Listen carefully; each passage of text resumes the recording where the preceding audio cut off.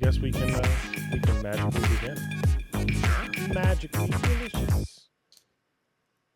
You know, if cereals had like better catchphrases, they have pretty good catchphrases. I mean, honestly, the whole marketing department is cereal is like kind of insane to me. Like, they just need to market to kids. They don't need to market to parents. They need to market to kids. yeah, I don't know what would happen. The world would be totally different. Yeah. Frankie keeps talking about Fruit Loops, and I have to have Fruit Loops, otherwise I'm not gonna be cool, Mom. We need Fruit Loops. Truthful advertising in an Mm-hmm. alternate universe. In an alternate universe, brought to you by Sugar, but this time it's red. Sugar, but this time it's chocolate flavored. Sugar, but we've kind of designed it to be in a healthier package, so it seems like it's even less sugar. sugar, but it doesn't give you diabetes. Hashtag my wife. The only sugar I need in my life is my wife. Oh, Lordy. Oh, man. Well, welcome to Geek Speak episode number, I believe we come to the conclusion, it's 29. Yay! 29. This Hell yeah. this is being filmed right after the magical holidays. So for those of you that celebrate a variety of holidays, happy holiday for those listening. If you just celebrate Christmas, happy Christmas. If you celebrate other things, happy other things. So, yeah, we have a variety of just off the cuff things to just kind of enjoy. Hopefully, just kind of hang out and just kind of have a relaxing night. I didn't really get to do all that much on the specific day of Christmas, although my family typically does things like I guess Saturday after. So really, my entirety of helping the sister wrangle her 4 kids and hang out with the parents and stuff are going to be all on this Saturday. My There you go. my day was mostly just installing drywall and putting shelves up. That was my I joke you not. That was the carpenter's dream of some Christmas. That's it was funny. It was much needed in the space that I'm trying to build out a little further for some other things. So that was a much needed upgrade. Now I can put things on a wall finally instead of staring at insulation. Well, good. There you go. I mean, at least it was productive at the end of the day. So. Oh heck good. yeah, absolutely. Yeah. I didn't do too much on. Well, I also say I didn't do too much on Christmas. I think we woke up, we FaceTimed with my girlfriend's family, and did some gift exchanges. Opened up some stuff. I got so much candy. I have so much candy. It's sickening. But I got a lot of stuff there, and then we started making dinner. My girlfriend made ribs and banana green pie, and I made my very first baked mac and cheese, and it turned out pretty good. So Nice. I'd say it was a good Christmas. Hold on 1 second. I don't know what I did, but apparently my microphone started doing something really odd. There we go. I think I fixed it. I think I touched it and the back of this thing came out a little bit because it was like I was watching the spiky things and that's what happens. So I have some questions to start off the holiday season here. So, Sure. you know, Flesh and Blood is in an interesting position. When I looked at something for us to kind of just open up and I guess enjoy as far as just kind of having a chat, fireside chat, shall you speak, about just the concepts of Flesh and Blood, the do's, the likes, the maybe the don't likes, whatever you want to sprinkle in there. But as I look back, I have a smattering of products across a lot of different age groups in the Flesh and Blood world. However, I have a big gap when it starts getting to 2.0, and it's mostly because I'm not holding any 2.0 anymore. I'm holding a lot more 1.0 stuff. Mm-hmm. And I guess my genuine question is, when I started looking at stuff, looking at WTR was exactly what I wanted to actually open tonight. I was really like, hey, it'd be fun to go back to the beginning, open some WTR. Those boxes are about $82 to $84, $85 a piece. And outside of a very few select cards, I don't know if now is a great time to open that product, other than, let's say, you're trying to find like a tunic or maybe a heart. Almost every other card, like the legendaries have come out in history pack, as an example.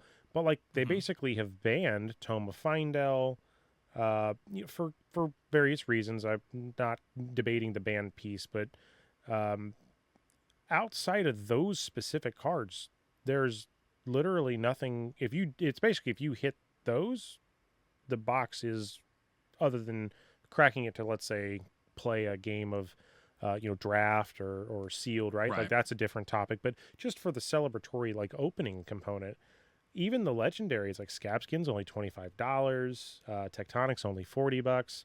So really, there are only a grand total of 3 cards, which really 2 of them are kind of it: the Fabled, the Tunic, and maybe Enlightened Strike or Mask Momentum. If you get some combination of those, which you only Hmm. get really either one. I think it's like one legendary or one majestic per. Like in WTR days, it was very super rares. That was a rarity that doesn't exist more. So I just how do how do these older products, you think, what's going to happen to them long term? Ooh. I mean, long term, when you look at them from a collector This is perspective, not financial advice, by the way. I think I'm supposed to. I yeah, think I'm supposed to legally it, say that. yeah. I think that is the thing that we usually lead with, right? I think so. But the I think obviously the first edition product is what you should be holding. If you're holding any product, it should be in its first edition state and not its unlimited state. Now, of course, that is a real interesting thing when it comes to something like Tales of Aria, which its unlimited printing was printed at like a quarter of like what its first edition printing was, I which have a is box back here wild to of think that too. about. Yep. Yeah, and like, but in reality, what we have to think about is what is the collectibles from these sets, right? And it's in all theory cold foils and rainbow foils in some situations, right? Now that the rainbow reprint policy has been more specified, yes. Right. So reprints, if Enlightened Strike gets a reprint in the future with a different art, then it will come to the point where you look at a rainbow foil E-Strike, whether it be unlimited or first ed, and you have to go, which one out of these are going to be more player driven product? If the next Enlightened Strike that gets reprinted comes in an extended art and is like super pretty and like a completely different art, that's going to be a different thing, right? We're obviously going to be talking about some people are going to enjoy that more, but I think when you consider vintage collectible collectors, you look at the older product and the first printings, those things, right? And so 20 years from now, when somebody's looking back and they're just like, wow, what was Welcome to Wraith like? What was like first ed Welcome to Wraith like, let alone what was WTR Unlimited like? And I think that, I think I always bring this up whenever I talk about collecting, but like not enough people are opening up boxes. I And would agree with that. Yeah. there were 250 like 248,000 boxes of unlimited WTR, Yeah. which is a lot, comparatively, a lot compared to its first ed counterpart. And so I believe they did that obviously because they wanted to get this into the hands of players and have, because it is a non-rotating game, you It's going to don't be around for a you long time. these cards are going to be, yeah, they're going to be available for a long time. And so whether they get reprinted in the future in a non-foil version or they get reprinted in a rainbow foil in a new version, um it's really not anything like, I guess it just depends on what you like. But I think that holding WTR, at least like a case of unlimited WTR, is pretty cool. I mean, you obviously have so many different varieties of WTR you could own because, like, there's a certain amount of printing that have the drone of brutalities and Those some are the don't, Belgium. most don't. I was just Right. having this conversation actually. That's why that was actually going to be the box we were going to open. Was I was going to pick one of my Belgium boxes that I had set aside. But the Mm, more I thought about it, I'm like, why waste the drafting opportunity with Drone of Brutality in it? Because you really can't recreate that. Like that, true. it is a very different style of thing. And I feel like in 3 to 5 years, that's going to be something that I'm going to be like, hey, I only have a select few of these boxes, which means that I can only do this a select number of times with a select number of people. Yeah. And that was why when I looked at it, I was like, man, that'd be cool. Like, let's say we get a tunic, or let's say we get a heart, or whatever. I was like, oh, that's really cool.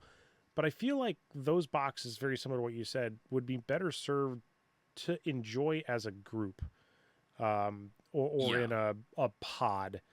And Mm-hmm. that's the only reason I kind of did not choose that for today's uh, celebratory box. Yeah. But It's nice to open, don't get me wrong, because there are, it's like regardless if it's unlimited, there's probably only X amount of Heart of Findalls that you can pull out of the unlimited product. And if it's like one in every it's supposedly 10,000 one in boxes, you have a every chance. 40. I thought, see, back in the day, it was like one in every 40 boxes or something like that, or 10 cases, I think was the number. I believe. I mean, that sounds about right though, because you had to open up. You like that was the other thing is that with WTR, a lot of people think that they can open up the entirety of the thing, but like it's really hard to pull. That's how many of those I've pulled, which is silly to Yeah. me.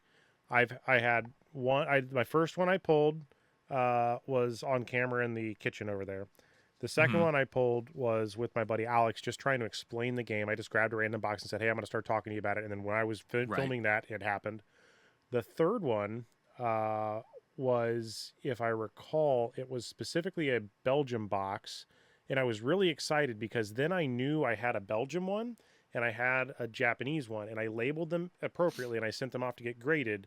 And Mm-hmm. I kept one of them, and the other one I actually traded to a friend in Wisconsin, and he traded me at the time. Um, it was a first edition Tales of Aria cold foil Fable tree, the Oh, Corsham, okay. Corsham. which I probably I shouldn't have done, but at the same time I didn't mind doing because I had two of these and I didn't have one of those, so I Mm-hmm. really wanted one for my collection because I really wasn't getting cold foils at the time, and he happened to be lucky enough to, I think, have either two of them or one of them. I don't remember, but he ended up saying he didn't really care much for that, so I gave him that one. And so, long story short, that worked out well. And then I have another one that's behind me over here that I don't even remember where we pulled that from. It's just I have it. Right. Been in my background for as long as I can remember. And that's the one that I can play with because the other one's graded in a slab, and so was the other one. Right. And it's like I can't do anything with those, and it's like it's weird. Um, you know, kind of moving off of WTR into the Arcane Rising, which to me that was another one of those sets that I'm like, man, that would be super exciting to open one of those today. And I looked at this again and I said, okay, I have a very limited amount of these boxes, but this box right now on the open market is $115 a box. Mm-hmm. It's really expensive. And the interesting thing is the Arknight Skull Cap, which is a rainbow foil, is only $30. That's Yep. insane to me. Stormstriders is relatively good priced, 80-ish dollars. Ark of the Grasp Knight, or Grasp of the Arknight. Wow, dyslexia there. Um, because Runeblade's come back, right, with Rosetta, that card Yep. has risen to the surface. Skullbone Crossstrap, Skullbone cross wrap. Still a very popular card. that is definitely in the good range because originally that card, I remember it got down to like $20 and I bought two of them or Mm-hmm. something. I was just like, at that price, why not have more than one? And Yeah. then Teklo Foundry Heart, which is really hurts my heart, is only $20, but it's a 20 rainbow bucks. foil. Now I have a couple of these. I have one that James White signed. I have my original that I got, and then I think I had a non-foil from another set because kind of going into the future, right? They reprinted this card in a further future set actually in both History Pack, if I recall, Yep. and now in Bright Lights. I think there's two or three variations of it. Yep. But the two cards that prop up this set, from what I can tell, Command and Conquer and Eye of Ophidia. Now, Yep. I've never opened an Eye of Ophidia, but thanks to Sloop Dupe, when I was in Baltimore, I had offered to buy. I think he hit two of them, and I at that time said, you know what, I'm just gonna go ahead and buy it. Like the odds of me hitting it are nay slim, and that was how I got my specific eye. And granted, I think the price still is kind of insane on that card. It's $360 right now. I mean, Yep. that's a very expensive spicy card, but at the same time, I've used it in several decks. Specifically, Mm-hmm. actually, I used it in a dash deck, a mechanologist deck, because I was really trying to do some opting shenanigans, which is kind of funny because it's not a mech card. You'd think you wouldn't want to boost it away, but for my UPF deck. There was no Well, reason. now you have an entire Dash hero that gets to opt and look at the top of their deck. Well, not opt entirely, but they get to look at the top. I know, right? So it's kind of like it's weirdly not used for that, but I can still see the draw on it. And Mhm. back to the banned cards, right? And I'm not mad at this, but Art of War, man, that mighty has fallen. It's only $8. And again, Which, let me just say, if you are not picking up a copy, like a your playset, playset, maybe 2 playsets yeah, of Art of War right now, you should be doing it. You should be buying Art of War at this price because Art of War has never been this cheap before, and it is still available to be played in Living Legend format. So it's not like it's useless. Like, buy your copies. like What are they going for? Actually, I'm curious. nine I eight wonder what they're dollars going for in Rainbow Foil. $8.49. Oh, in Rainbow Foil, probably a lot more. But I will tell you, $40 though. Oh, that's it? $40. That's it. $40 for an unlimited Rainbow Foil version of Art of War. Some of them are moving up to like $50, but even still, that's crazy. the only That's version crazy. of Enlightened Strike that I had left at this point is called a Frappuccino Eclair or Frappe Eclair. It's the Frappe Eclair. I don't remember which language that one is, and I have an Ishterter Schlag. Probably which Italian. I'm assuming Ishterter Schlag is the German version. Yeah, it's one I have. I have a playset of those. So, oddly, those were my extras for some stuff. But I was looking earlier through my cards, actually, and I happened to realize that I had these in other decks. That's why 3 are in a particular sleeve and 2 were in another, because I had them in a UPF deck, respectively, and a CC and a UPF deck. And I was just like, well, I'll put them in a binder for right now, because I'm not playing those 2 decks. But there's no sense in me getting rid of them because, they're useful in a lot of ways. And really, for me, it would be fun to have enough copies of some of these staple cards at some point to have a pot of UPF, at least for 4, which means you'd want 8 copies. I know that's unreasonable for most people, but then I could supply, here's 4 different UPF decks with, I would say, mostly tuned cards. Right. Contrary, right? Command and Conquer. Boy, oh boy, that card's $100, and that thing has been solid 100. Now, this is the speculation game we're going to play real quick because we know Hunted is coming, right? And Command and Conquer, I feel like we've been way overdue on a reprint. I know that it came out in Dynasty as a Marvel, but do you think we're going to get a new Command and Conquer with a different artwork? Do you think we're going to finally see one of the first? This real quick, this goes back to your comment earlier about reserve art, because we already seen Unmovable as a promo in this set, if I remember, but that is with the Dwarven stuff, which is a different artwork than the first one. So I feel like that's kind of leaving that door little open there. Now, to be fair, the Unmovable that is being printed is not in the Hunted. It's not. So no. It is a promo. So are we sure it's not actually in the Hunted set? Yeah, it's not in the Hunted set because it's a promo for one of the side events at Prague. I'm pretty sure. Okay. So because the whole thing is that, like, if it's being printed in a set and it needs to have a separate art, but even still to that point, right? Regardless if it's a promo or it's not, whatever, right? If Command and Conquer were printed in this set, I think it would provide a ton of value overall. It would. You do have to think that if they're going to put it in here, they're probably going to reprint it in the expansion slot. And if they do, it's going to... The only reason I say that they would probably need to do that is because it would severely ruin the limited environment. If somebody was just able to pull a CNC. CNC, yeah. Yeah. But there are multiple ways to do that kind of style of removal in other cards now. Like, they've kind of broken that out in other, Yeah. There's certainly a ton of ways. I mean, Wreck Havoc is a perfect example. I mean, Wreck Havoc is literally... The reason Command and Conquer is so incredibly powerful is because normally when you play it, your opponent has a defense reaction hidden in their arsenal or in their hand. And in order for them to prevent this kind of damage, normally they're just like, cool, I'll block with a piece of armor and then something from my arsenal, which it being a defense reaction, then you're able to make that happen. But Wreck Havoc does that exact same thing, in which defense reactions can't be played to the chain link, but instead it's on hit, look at your opponent's arsenal. If there happens to be a defense reaction, destroy it. So it's a little bit of like an extra step, but it's, like a 20-cent card that you can put in your deck. What's not a 20-cent card? Fate Foreseen, Sink Below, Yep. Unmovable, Pummel, those like core Mm-hmm. red pitch cards. I mean, Fate Foreseen right now from Arcane Rising it says it's a $2 card, but then there's like a medium listed for 5. So I'm kind of curious on some of these, right? Like those value in some of these in cards, especially in the 3 months to a year price point. It's crazy to think that these what I'd refer to as things they just give away to people. Now they're like multi $2-3 cards, and it's like that's interesting. Um, Yeah, I mean, if it quite literally were not for the fact that like Sink Below was a common, mhm. it would be like a $50 defense reaction. Well, didn't they Like, put it as a rare in a later reprint? so they reprinted it as a rare in the Bolton deck. Blitz deck, I think. Yeah. Oh well, And yeah, in the actual CC deck version or in yeah, the oh okay. yeah. So they reprinted in the Bolton Armory deck. They had, But it's still 3 valid copies for of it, commoner so- because it still was a common at some point, right? Correct. Yep. Okay.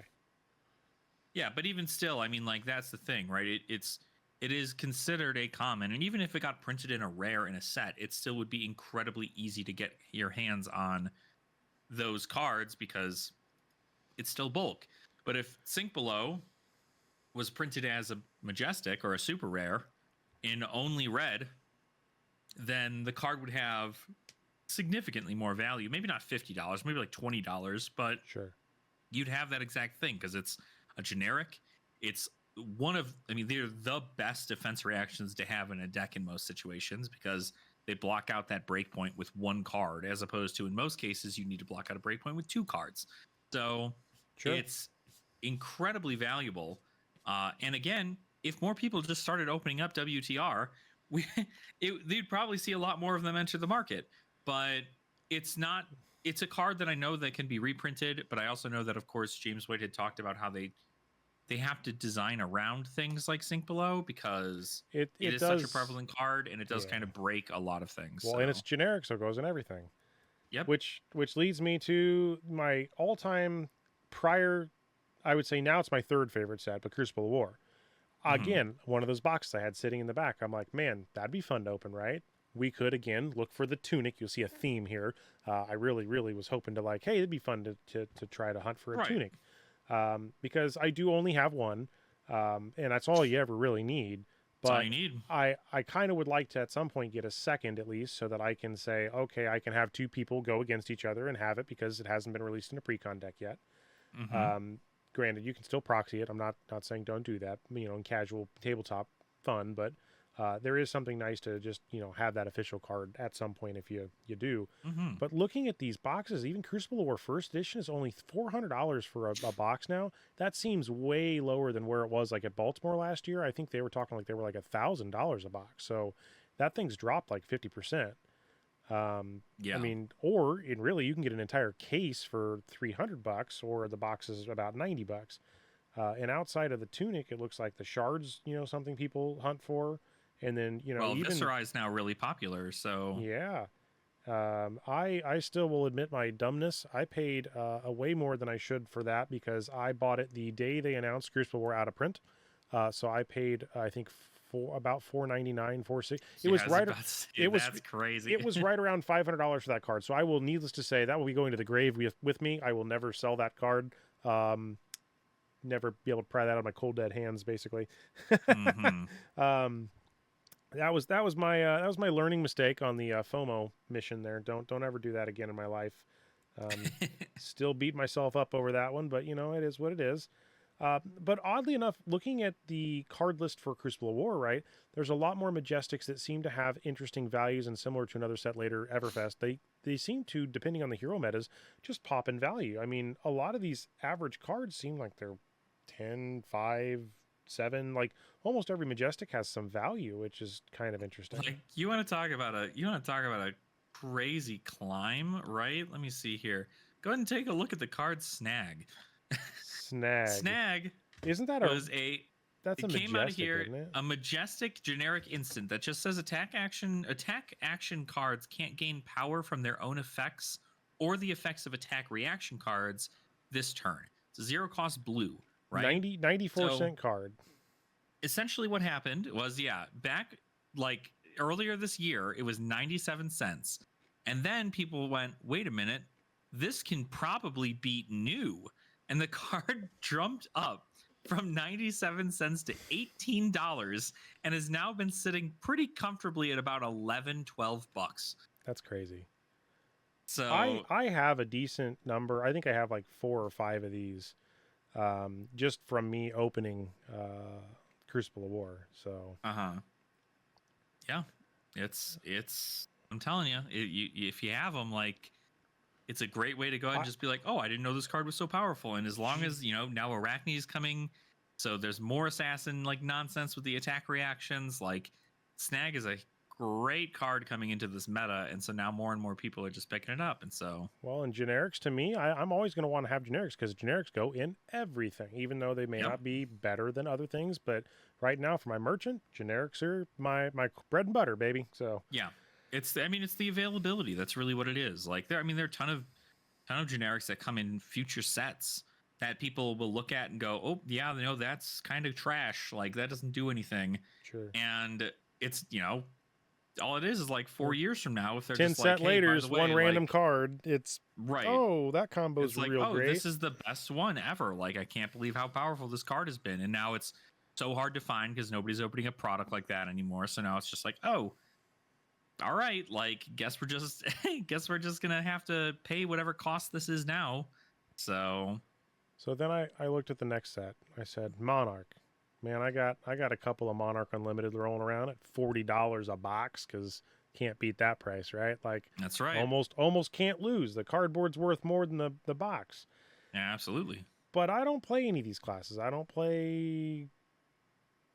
I guess I could play Bolton more, right? I could learn that as now CC deck, but like, I'm not seeking any items in this. And the cards that I think would be more interesting to get would be these like extended art cards or maybe some of the cold foils, right? Like those, but those only in first edition, not unlimited. Yeah, and but even dude, a first edition box is only $6 more than a freaking unlimited I know, edition box. $50, That's man. Crazy. Seriously though, like with like everybody who's in Flesh and Blood, who's been like in Flesh and Blood for a while, knows, especially when you were there for Dusk Till Dawn, there's gonna be a third Shadow versus Light set that's going to be happening in sometime in the future, like 2026, I think it was estimated. So these cards in here, very well, like a lot of them are still very powerful and prevalent Majestics. All of the extended art cards, even ones that like never really see play, are still going for a lot. The fact Carrion Husk, Valiant Dynamo, and Phantasmal Footsteps are all cards that are like above $70 still, even though nobody opens a product and a box is $50. Like, if you open up a legendary in there that isn't Vestige of Soul, you've made your money for the back. box. Yeah. Well, and Eclipse. I'm sorry, because Eclipse and Doomsday. Poor Eclipse is only $7. And yeah, let me tell you, banned right now. Chains and Living Legend. I've got 3 of those bad boys. That was I opened a couple different boxes over time, and I seem to always hit Eclipse and Doomsday. Damn it.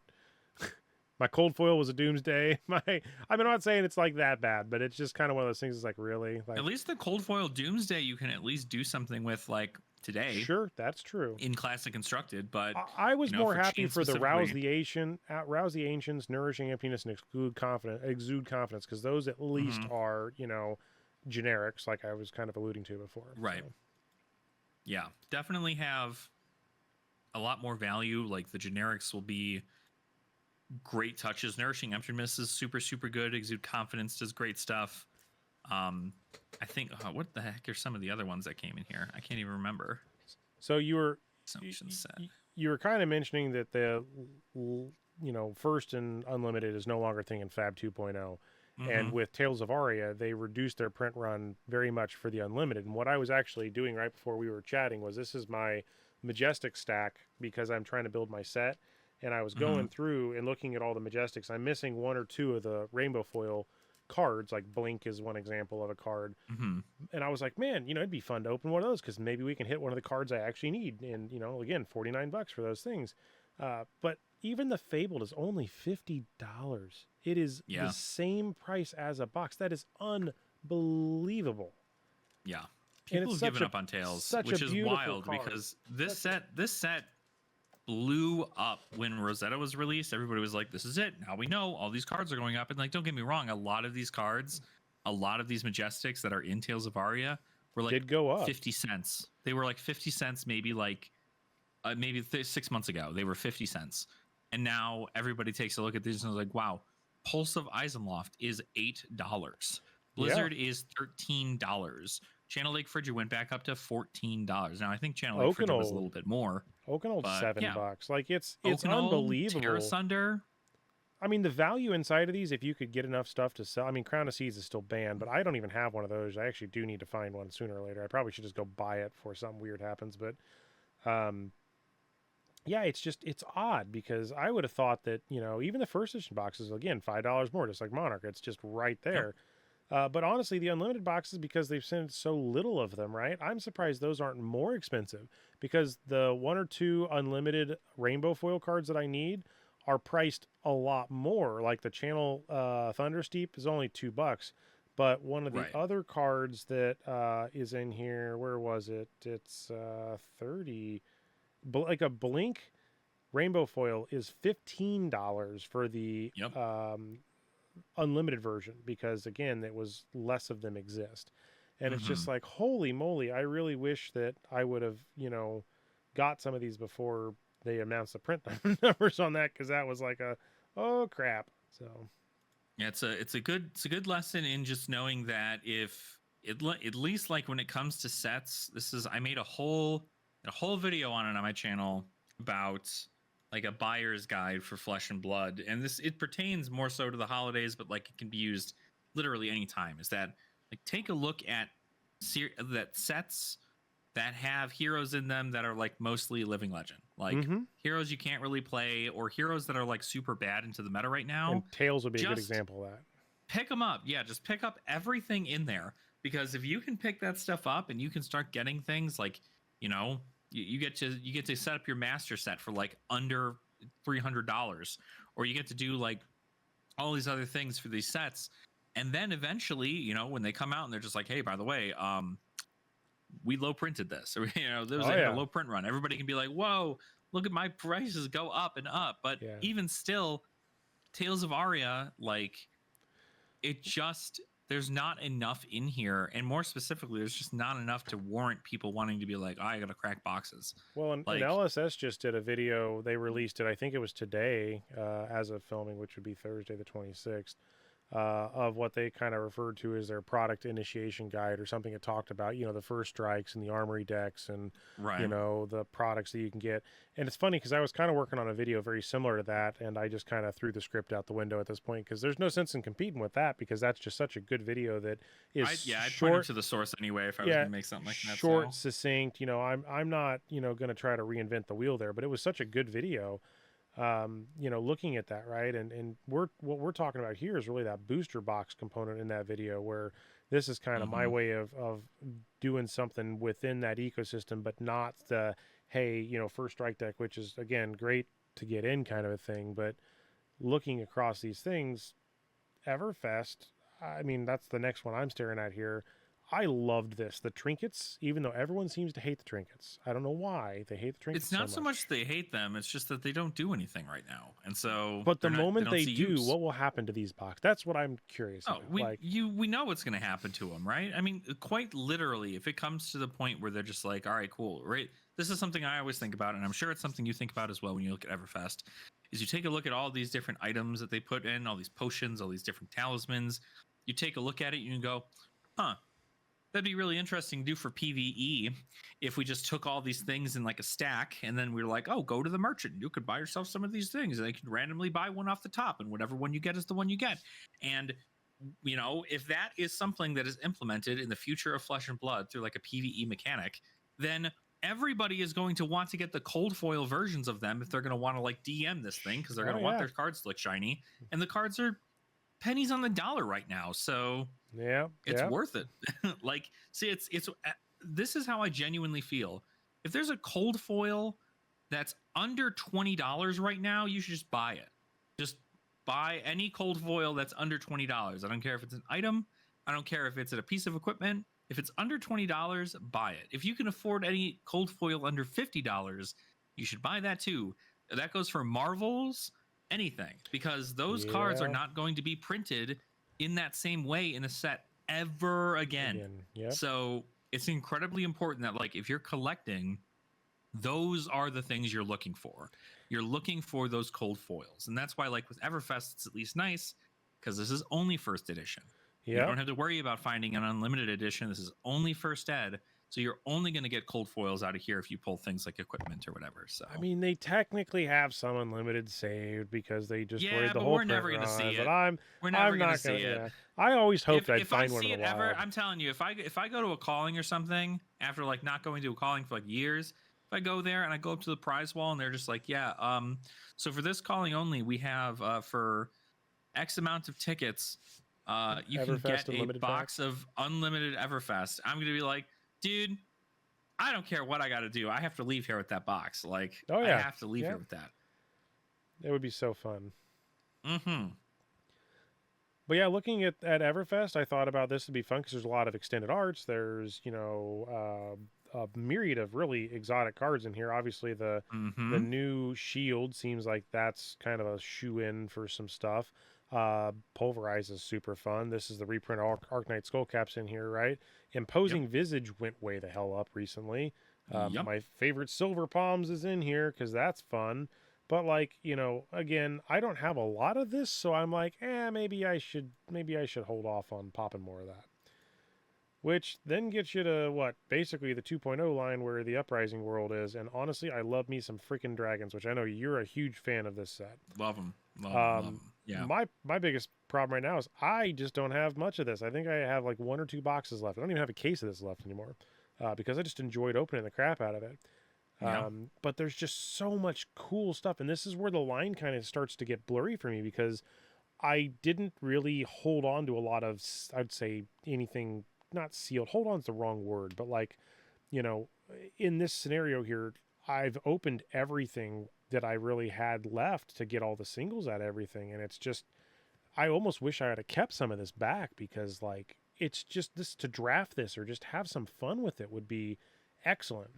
But yeah, these Well, dragons. there's another thing to keep in mind too, is that each draft set is like different pretty significantly. Yes. And I know that a lot of these older sets, even when you look at something like Uprising, a lot of the sets tend to focus on you just like forcing a certain hero because that hero is just like inherently better at being in a low card pool, low life format Sure. than compared to the other heroes in there.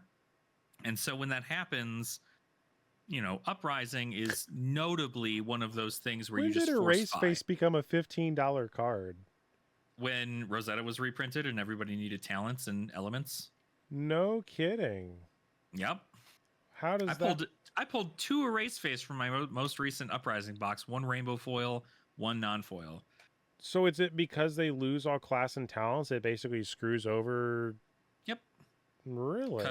Because you need to, like, for instance, Aurora, you need to play like a lightning card in order for you to do her ability, and you need to make sure you do it to give your weapon go again. You need to do all the stuff, like lightning cards matter.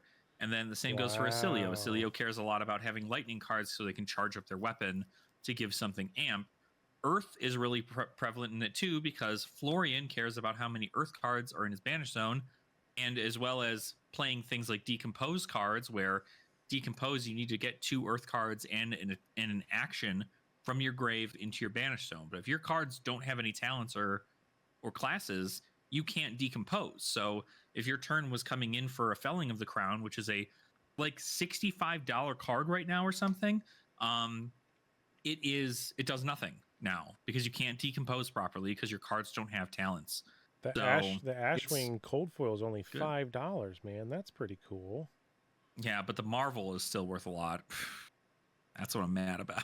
You're saying the Marvel? Oh, it's $85. That's the alternate. It's like the darker version. Yeah. Yeah.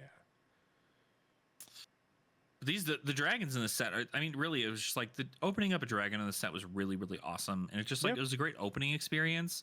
And I think the set overall, I mean, like, I need to go back and This buy set was one so additional of cheap. each of these because I have my 9. Well, I guess I don't have all of them. I don't have the 3, the really expensive Marvel ones. I don't have any of those yet. Um, but I kind of, it's not that I don't want to go get those, but I think it'd be more fun to go back and get my duplicates so I could at least, if I ever wanted to play a Blitz game, I could have a really blinged out Blitz version Yeah. because I am going to be focusing a lot more, I think, on the Blitz, or I should say the UPF style, which is again all 2 ofs instead of 3 ofs. So I feel like Right. if I can get 2 ofs of some of these cards, then it would be, much more fun to be like, hey, I can bling this deck out. I mean, I'm still shocked that the Blooded Drakai is only $50. Like that seems really low to me, but I mean, again, it's the same deal with Corsham. I mean, Korsham's super cheap. This card really cheap because even when Dromai and Phi were like at their peak, this card never saw play in either of the Draconic heroes. But it's gone up in price more because hate to break it to you, but when I bought it at the beginning of the year, it was $25 for can't. this fabled card. Well, and isn't the newer sets? I mean, if they're gonna have, I guess in the Hunted, right? Isn't no, Draconic is one of them, isn't it? Yeah. So I Yep. mean, technically, this would work for it, but it's not going to be in the set. But it could do something. We just don't know if it will. Yeah, it could be something that's really effective. I mean, you have to I don't know, you have to think about the fact that like it sounds really good on paper because it's whenever you pitch it, the next 3 Draconic cards you play this turn cost 1 resource less. But most of the ninja cards that are Draconic, or at least ninja in a way, if you're going to make them Draconic, they cost 1 less. Most ninja cards already cost like 0. So you can't really reduce them any further. And then you take a look at Dromai. Dromai's whole deck was red, and you needed to pitch in order for you to get that value. So pitching something like this didn't do anything for you, and it essentially made you lose opportunities to make Ash. Now, I could see this seeing use in somewhere like maybe Fang, the Draconic Warrior, but Sure. I don't believe that cards you play mean you attacking with your weapons. Yeah, I it could be a believe that different play style. right. So unless Fang plays like Bolton, in which you have attack actions that you pump in there too, and then you add in a couple little bits of dagger tech, in between, then Blood of Drakai is not going to see much use there either. So it's weird that it hasn't like found its spot yet. I don't even believe that the Emperor uses this card. So it's there's definitely a place for it, I'm sure. Just like there was, initially when Light of Soul came out, there wasn't a place for that fabled. But even though Prism was there, but like nobody ran it, and now it's up in price because somebody cracked the code and was like, "Oh, cool, okay, we're gonna Yeah. make this work now." Well, looking at Dynasty, which would be the next set, it's I think technically it's not the last supplemental, but it's what I thought was the last supplemental until Dust Right. Till Dawn came out. But this set has so many interesting one-off cards, and the technically those Marvel the first versions of now what I guess they're called Marvel. They are Marvels, but the Emperor collection, the blacked out weapons. There's Mm-hmm. just so many cool things in here. Plus Construct Knight, but I have a lot of these cards personally already. The Mm-hmm. Construct Knight or Mechanoid, which I can't believe is $30, which is kudos to the fact that it went up that way. I think I remember buying mine for $6, so awesome. Surgical Extraction, I again can't believe that card is $16. It's as much as the Spirit of Arena, which is a legendary, right? And then Leave No Dude, Witnesses sitting over here at $22. Like, what the heck? Like, Surgical Extraction had gone through a loop, and it wasn't until after Dynasty. Dust Till Dawn? No, it wasn't until after Dynasty because it was also printed in. No, was it printed in Dust Till Dawn or was it It, printed it outside? No, it was was printed in Dust Till Dawn. it was That's right. reprinted, but it was at the same set symbol, so it's only Correct. going to Yeah. always say DYN, even though it came Yeah. from that.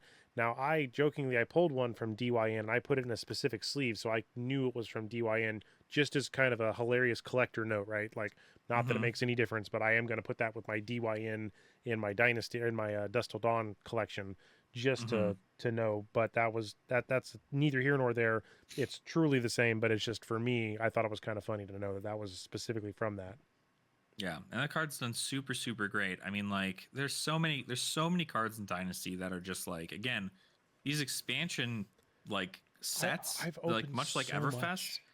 There's so much value in them that Hmm. everybody just kind of puts to the wayside, and nobody remembers these cards exist until a new hero is revealed with a new kind of hero ability that somehow could possibly work with these Majestics, and then all of a sudden, boom, this card shoots up like $10.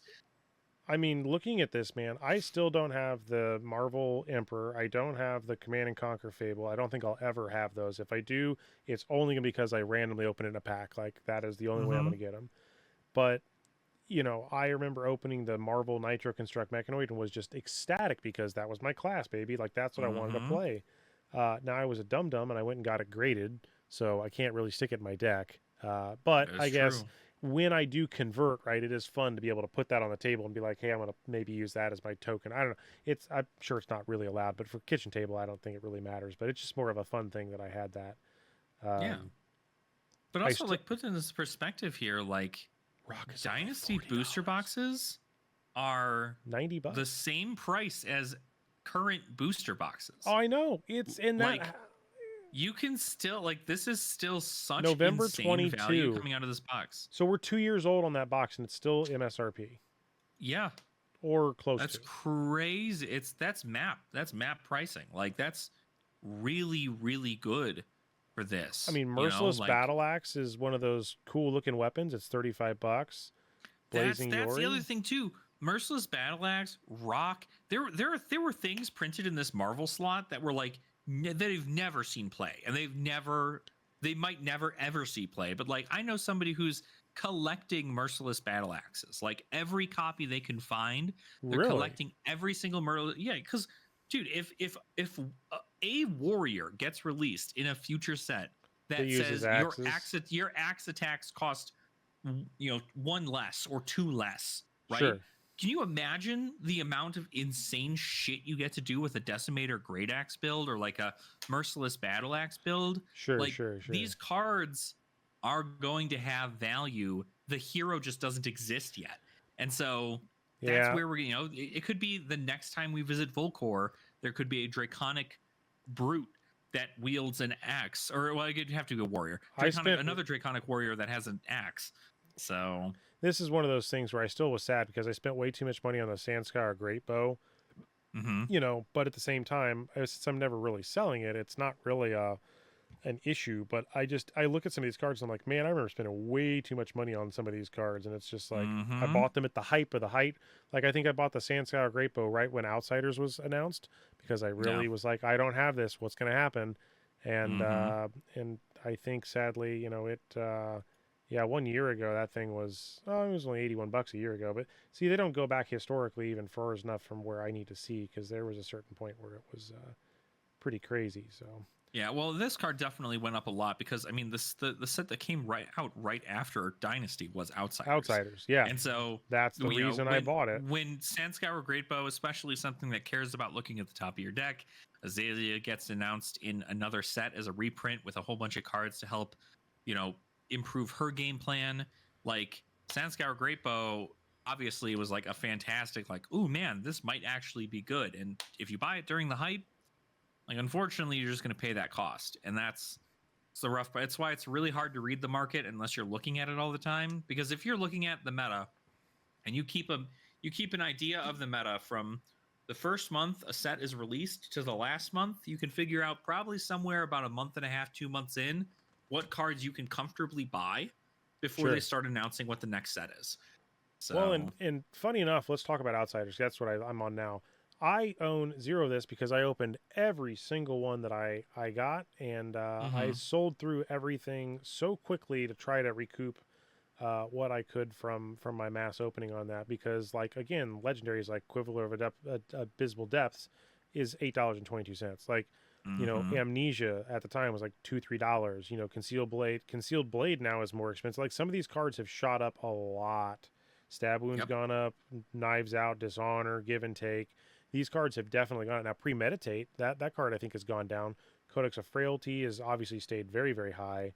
Um, I went out to go purchase recently. I got one of the Trench of Sunken Treasure extended arts because I Mm-hmm. just very much enjoy that. And I said to myself, if I don't get one now, I'll probably never own it. And I just really, really enjoy that art. I have a wall scroll somewhere of that, and Nice. it's just I think one of my absolute favorite arts in the whole game. I was looking the Well, other you like the day. pirate stuff too, I right? do love the So. pirate. I'm not DM Armada, but I love the pirate stuff. Like, funny enough, side tangent. Is it readily available? Oh my gosh, where is it? I bought it the other day because it was It is still amazing though that this trend that like a regular trench or rainbow foil trench $10. Oh yeah, and that's fantastic to have those as Crazy. options. Hold on, I'm gonna go grab one fun thing because I bought it at half price books. Yeah. Uh, Yeah, tons of outsider stuff that's like nearly free, which is just like crazy. Crazy good. The set also had so many like it had such a hard time pulling Majestics that a lot of these Majestics are so underpriced for the amount that are on the market. Wild. Like Amnesia? Oh, it was 40 card, yeah. 40 listings for Amnesia, but it's about $10 a copy. Pretty good. where did it go? There's a Oh lot. no! I think Outsiders is a really, really good product. Band Brace only $20. Premeditate's 23. Quiver of Abyssal Depths, $8. Redback Shroud for $15 for a legendary chess piece.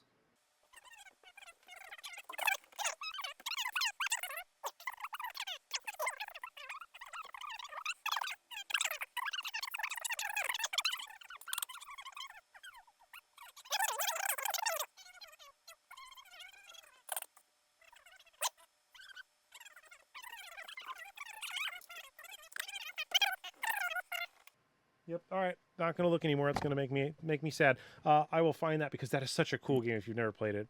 You'll find it the second we cut this off. The second The, we stop recording, you're gonna be like, "Wait a minute, there it is. I see it." there's like there's a Star Wars version of it too. I mean, they kind of came up with a bunch of them, but there's like all these little like ships, and the idea is the game was pretty revolutionary at the time because the measuring system was you would Mm-hmm. take the side of the card, and there was an L movement, which was the length of this side of the card, and an S movement, Mm-hmm. which was this side.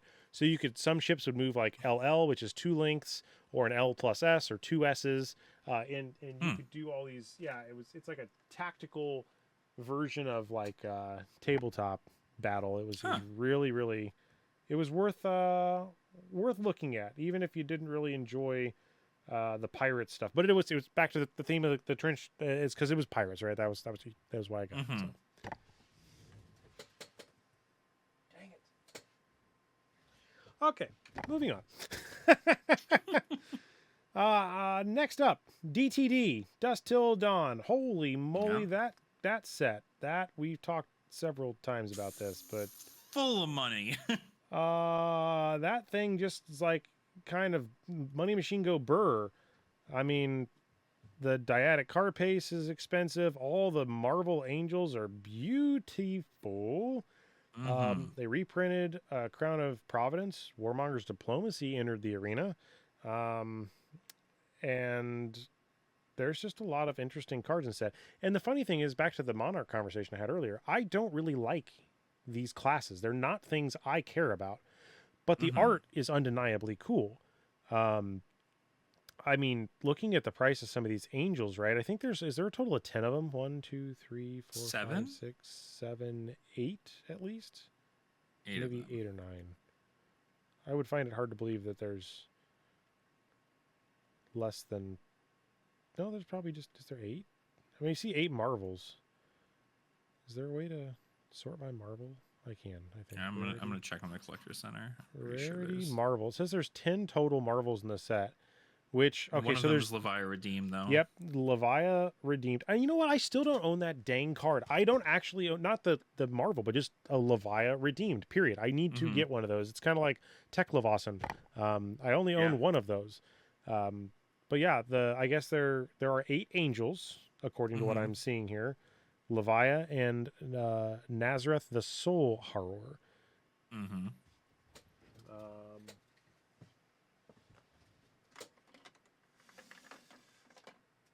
looking at this. Yeep. which ones did I ever get? Oh, that was the funny thing. By the way, I looked the other day and I found I had. I mean, I knew I had one, but I thought it was inertia. Apparently, it was because Oh, I can never read these. It's blood rot. So yep. that was my learning of. So I have protection and judgment. Um, Okay. I don't know Protection's a good one. Judgment's my favorite. That's my favorite art. Judgment does have a very very beautiful artwork. So it sounds like the ones people are really after are what is this Archangel of It's Archangel of Erudition. Sir Erudition, yeah, and then Mm-hmm.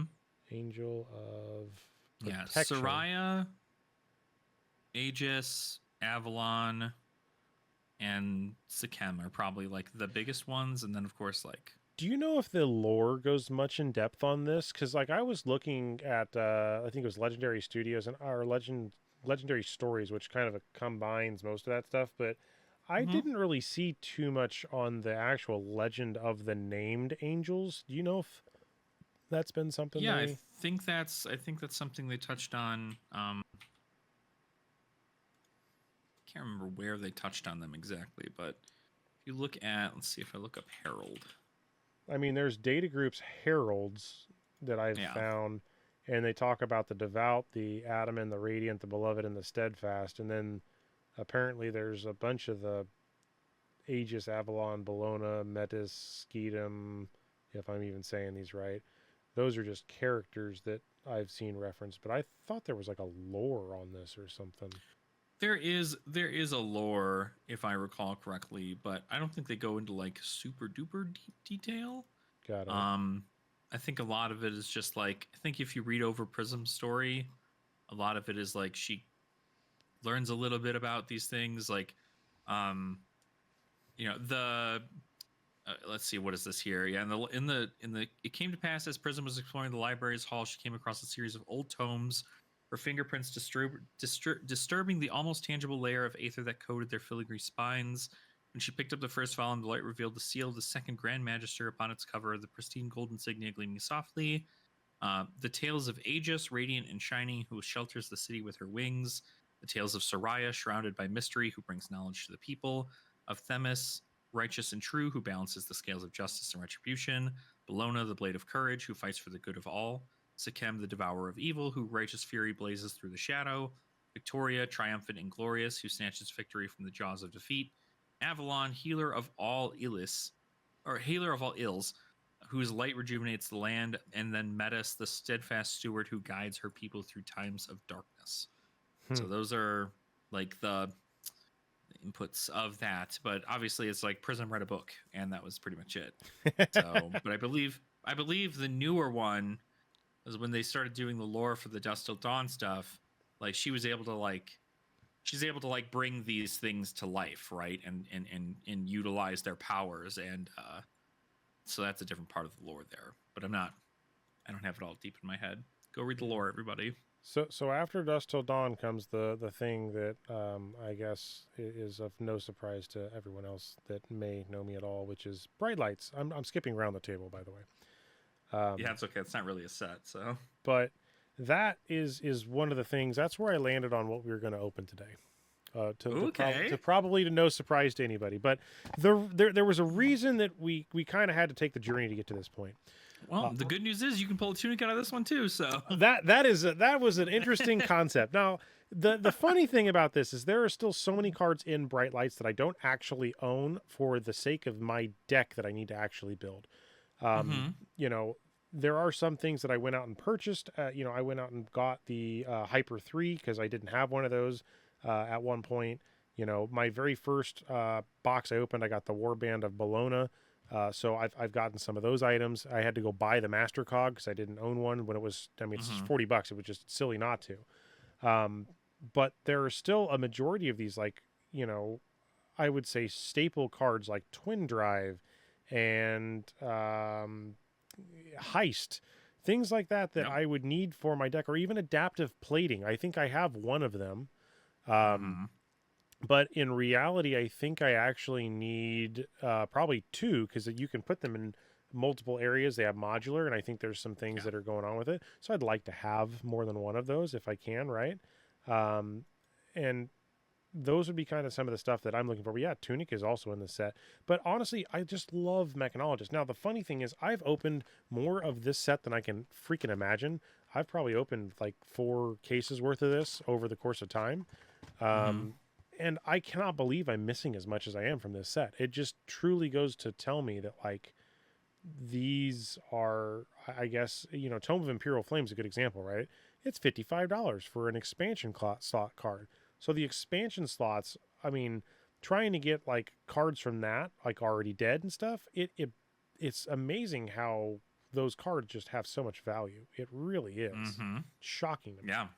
I mean, I'm telling you, I speak on it nearly all the time, in which the expansion slots in these sets, starting with, I think they did it starting with Dusk Bright Till Dawn, Lights. if I Well, recall. Bright Lights actually was, I think, the first one that they did it. Because Dust Till Really? Dawn, yeah, Dust Till Dawn doesn't have an expansion slot. I was looking at that myself earlier. I guess they did. I guess if they don't, they don't. Let me go and check. And I think it was because they announced, or they said something to do with Bright Lights was the announcement of Yeah, the. that's correct. Yeah, yeah. Bright Lights is the first one. So then starting with Bright Lights and moving on, this expansion slot is something that you get like It's a maybe micro 3 set. in a box. Like, yeah, and it's really really tough to like get those. Not only to get them, but to get them in like things like rainbow foil or cold foil for those too. Oh Like, yeah, because they do. Some of they're those come tough in to pull. cold foil, which is Yep. crazy. It's like a slot within a slot within a slot. It's like a weird lottery system that's like Yep. within it. And that's something that like blew my mind, is that if you take a look at the card, like obviously we're going to open Bright Lights, but like if you take a look at the card that just came out in Rosetta, that's in an expansion slot, Splatter Skull, Oh yeah. a brute card, just came out in Rosetta in the expansion slot, currently not being used in many brutes, but not many brutes currently being worked in the meta specifically for that. And guess what? 74 cents. You know how hard that card's going to get if everybody starts becoming Rhinar main like overnight? Oh yeah. If we go to the Savage Lands after we go to Uprising, or after we go to Volcor for all this, oh my God, dude, the card's going to go up to like $10. Sure. And it's insane. It's like, Popcorn Army. seriously, That's what it is. It's Popcorn Army. take them up. Yeah, just literally, just anytime you see them, super cheap, pick up a playset. At So least a before- playset. Yeah, I was gonna say, before we actually end up opening this, I am gonna finish out the last couple things we have here because I got some Yeah. just some fun thoughts on these. Honestly, heavy hitters, the next one. If I had heavy hitters, that's what I would be opening instead of Bright Lights. Mhm. I absolutely love this set. I need more of this, and I just do not have near enough. I don't even have a single box. Like, just full disclosure, I do not have a box of this. Otherwise, I would be opening it. Right. I don't have the Deathmatch Arena. I don't have Balance of Justice. I went out and purchased because they were pretty cheap at the time. The 4 or 5, I think it's 5 Young Heroes. 5. Marvel, Mhm. KO, and they're all still with. I mean, look at this, Olympia, $13 still for a cheap. stupid They're Marvel. still I mean, cheap. cannot believe how Yeah. inexpensive these are. Which, more power to them. I mean, the adults are holding their value, but like, there are still cards in this set. Deathmatch Arena, it only comes in cold foil. I absolutely need to pick one of these up before something crazy happens, because I'm assuming if I don't pick this up before Smash Palace comes out, I'm going to be screwed, because if something interacts with this or it becomes like a UPF or a Smash Palace, somehow in that Mhm. world, this card I think will go insane. And I cannot not have that card because it is a landmark, and I really, really adore it. But even so, just the drafting and playing, this is one of those ones where I don't want to open all this. If I get heavy hitters, I want to save this to be like WTR 2.0. I'd like for us to sit down when we get to a venue at some point and say, yeah, let's go crack and play this, because I had the dude. most fun playing this at pre-release, comparatively speaking to, I guess I'll just move on unless you have anything to say about heavy hitters. Nope, it's good stuff. To look at Mistvale, I love and hate Mistvale. Like, I don't know how to Yeah? I don't know how to politely say it better than that. I love that it is interesting. I still don't understand why the Fable is $20. The Fable is $20. It's a landmark. None of the landmarks are good. They're all bad. They're Landmarks, all bad right now. Landmarks are so fun. So, I don't know. I have a different outlook on life, I guess. I don't know. But like, What you're doing though is you're doing what everybody should be doing, which is you look at these and you go, oh, $20 for a Fabled, one of the rarest cards to pull in the set. Oh, it's a landmark and nobody's using it. Oh, dang. Maybe I just buy 3 copies of it, and then the second it sees use, because like I don't know the purpose of them, right? I mean, the only one we see used right now today is Library of Solana. Yep. Because it's used in Prism. Yeah. But there's no like purpose for them. Like there's no. It's very Plane Chase-esque of a card, but the fact that there's no reason for them to be landmarks other than like, yeah, we're celebrating what the set's like, and it's a really fun thing. It's like the extension of like a curio or whatever from Sorcery. Like, these are just like fun little things that like represent the set in its entirety, but they don't have any gameplay purpose currently. And the reason, why that's so important is because it's a player's market.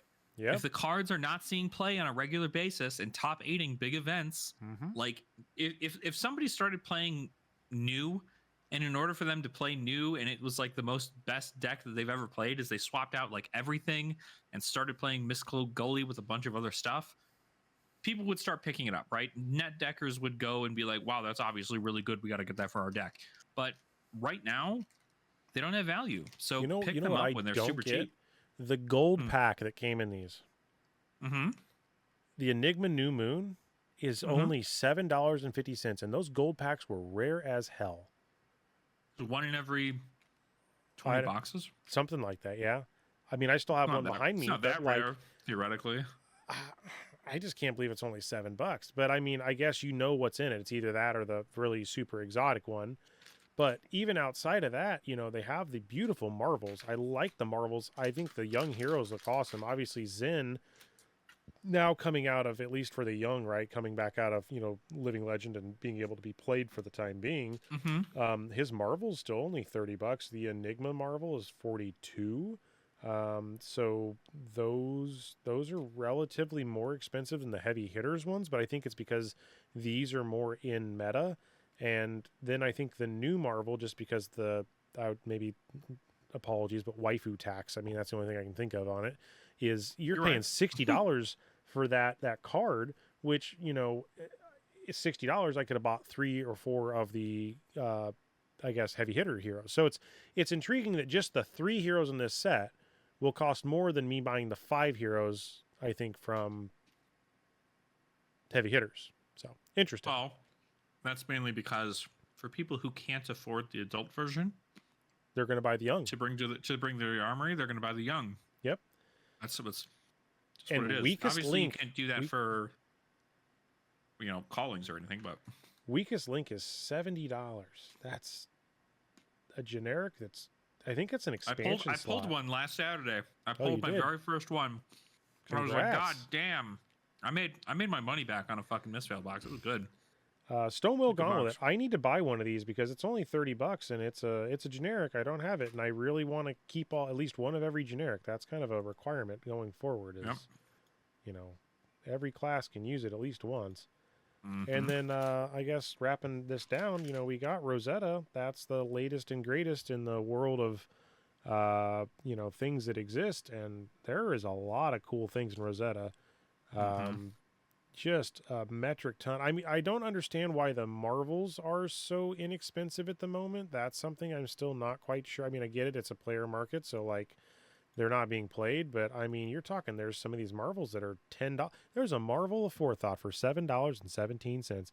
Marvel of Sanctuary, $8. It's like, I can do 1, 2, 3, 4, 5, 6, 7, 8. I could probably buy 8 marvels for $100.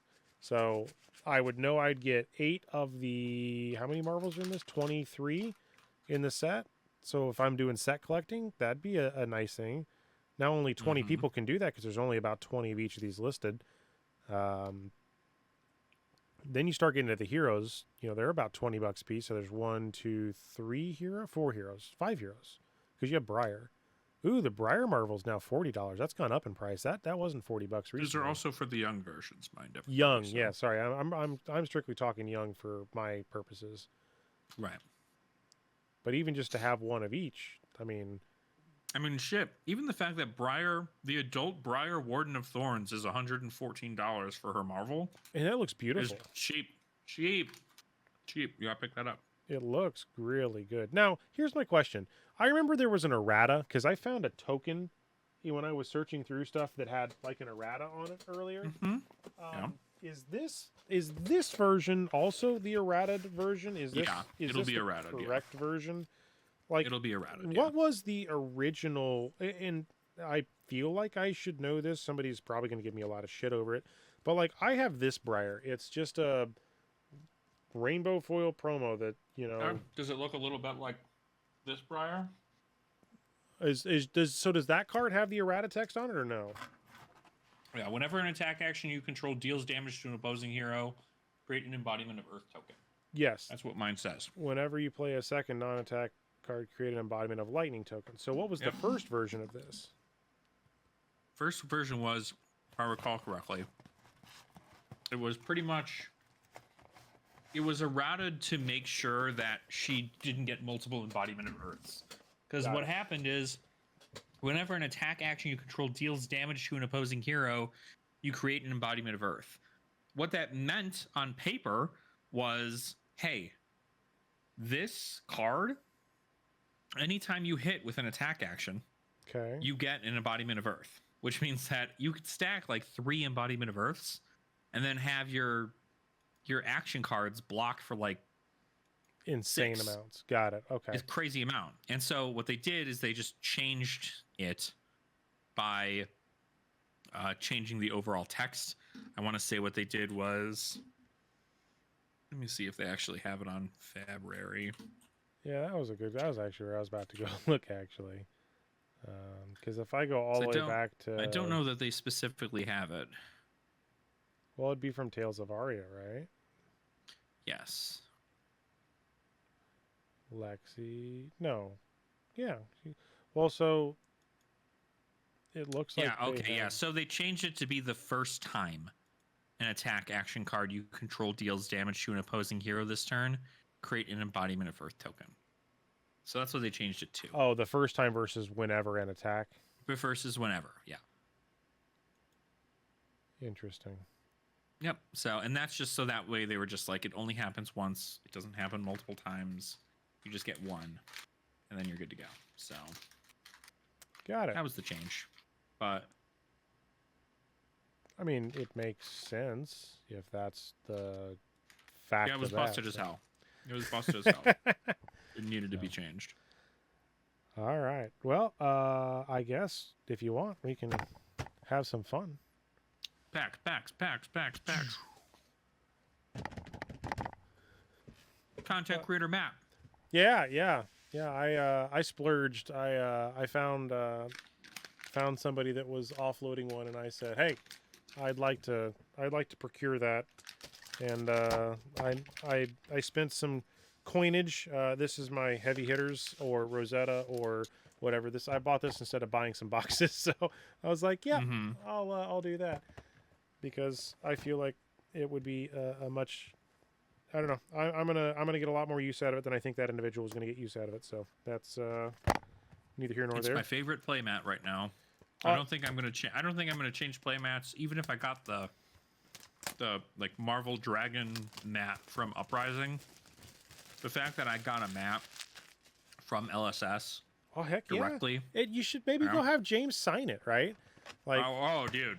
Oh, I'm having a lot of fucking people sign it. A lot of people are going to sign that thing. So you've seen the mat, I think, because I had you sign it, if I recall, right? No, I haven't signed anybody's stuff. Oh, I thought you have yet, so I need to get that for you. Now, there have been 2 times in which I believe we have been in the same venue and completely missed each other before our actual interaction online. And one of them was at Calling Indie, and the other one was at the Coasing. I don't know how the heck I missed you at that thing. Like, that was honestly, I was, whenever, unless I am trying to be seen, I'm just like a ghost at most events. Like, I'm just like, cool, I'll see you when I see you, right? And I would say hi to people in like the stairwells, but like I never got around to actually doing any of that. So that is the mat that at some point you will be signing. But this is this is my content creator slash everyone Matt, and this has Mm-hmm. been, every person that I can get my hands on that I've met that I've And I asked gotta to. say, it's really funny because down in the bottom right, that Alex, that looks almost exactly like my handwriting. But I promise you, I have not signed your map. So it is somebody out there is impersonating me, and I need them to stop. I wonder. See, what I'm thinking of is I think that's Alex from LSS. Because this Alex here, I believe was Alex at Gen Con from LSS. And what I should have done is I should have done a lot more documentation on the actual who signed which section, because I'll tell you, signatures are one of the hardest thing to authenticate once Yeah. you kind of forget the, oh my gosh, I had this conversation with X person, or I interacted with this person in so many different times, and it's just, it gets real weird when you're sitting there and you're like, okay, how did this work out? Because I genuinely don't remember certain interactions, not because I don't want to, but it's because you deal with so many different points of contact. You're like, oh my gosh, did I have you do this? Or Yeah, I don't absolutely. know. I mean, don't get me wrong. I am notorious for somehow being inside the minds of every person and then implanting myself into memories in which I was never there. And I don't know what it is. I don't know what kind of superpower I have, but that is just something. So that's the only sad part about knowing about the way the pack structure is that if you open these and your second card here is a token, then that means you Yep. do not get a expansion or something other than that. Well, your But expansion slot card could be the one. Or no, that's right. No, you're right. You're right. You're it's right. kind of You're right. interesting because I think they always put it in that second one. But a twin drive could be that next card. So just think about that. A twin drive could be which next card? The card after those tokens, because your majestic slot's right before those. So That's true. I like this. So I called this a hydrogen collider for a long time. I guess I know it's a hadron, but it's Hadron. this is like the most gangster thing. I still think at one point it'd be kind of cool to have like whoever this is. Like there's no like flavor text on it, so I don't know who it might be, but It gave me Streets of New Capenna vibes. It was very interesting. It absolutely did. And this whole mech suit thing, I think there's a playmat with that stuff on it, but like that mech suit is. Mm-hmm. And also these mini force fields. I was kind of saddened to know that there was not a lot of flavor text in Bright Lights, but I guess there's a lot of things going on with the cards. Yeah, And I think this was also just one of those sets, like, like they said, like even before Heavy Hitters, like their like story team, their creative lore team wasn't like I as think yeah. prevalent. So I think a lot of this, like, it's funny because like when you take a look at the set, there's a lot of cards that are just like, wow, that's a war machine. Like they're in war right now. That's what must be happening in the set, is they're in the middle of this crazy mech war between, the group of rebels and the elite mechanologists, and like that's never said anywhere. Like none of that actually is the case. No.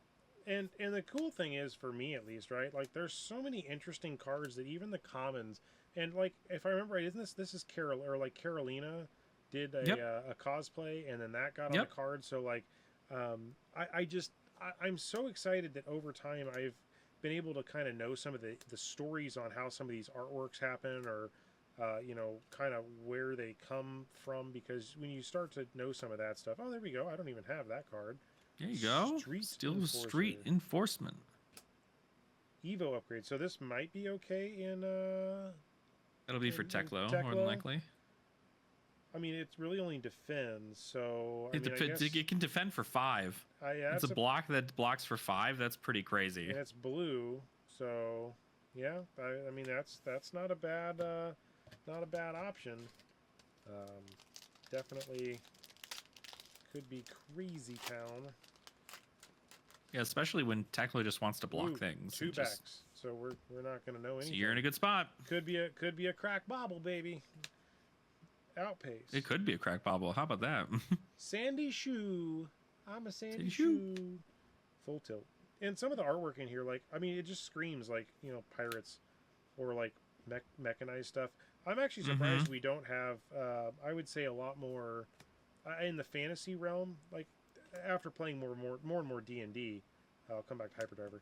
I'm shocked that we don't have other things that are like more outside in the fantasy realm, and maybe it's just because the story hasn't delivered us to those zones, or maybe they don't quite Right. exist yet. Um, but like we talk about there's like they talk about computers and scripting, but like we really don't see like technology in other areas other than like metrics and some other Right. Metrics is the only place that really like has it. You know, you're not seeing it in many other spots.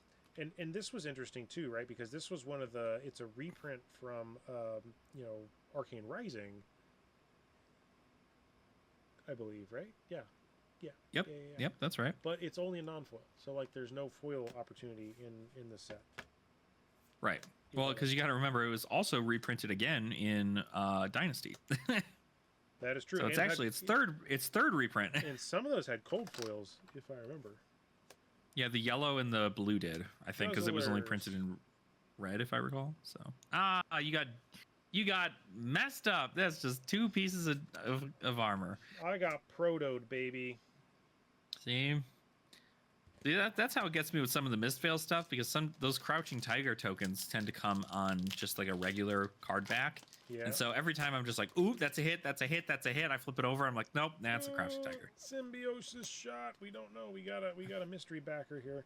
Full tilt. All right, we'll see if we get another proto. We're boosting. Are we going to boost through? This can't be defended by equipment. I still think that those are powerful keywords, right? Oh, they're so good. They're so good. That's what I do a lot in the Blitz games.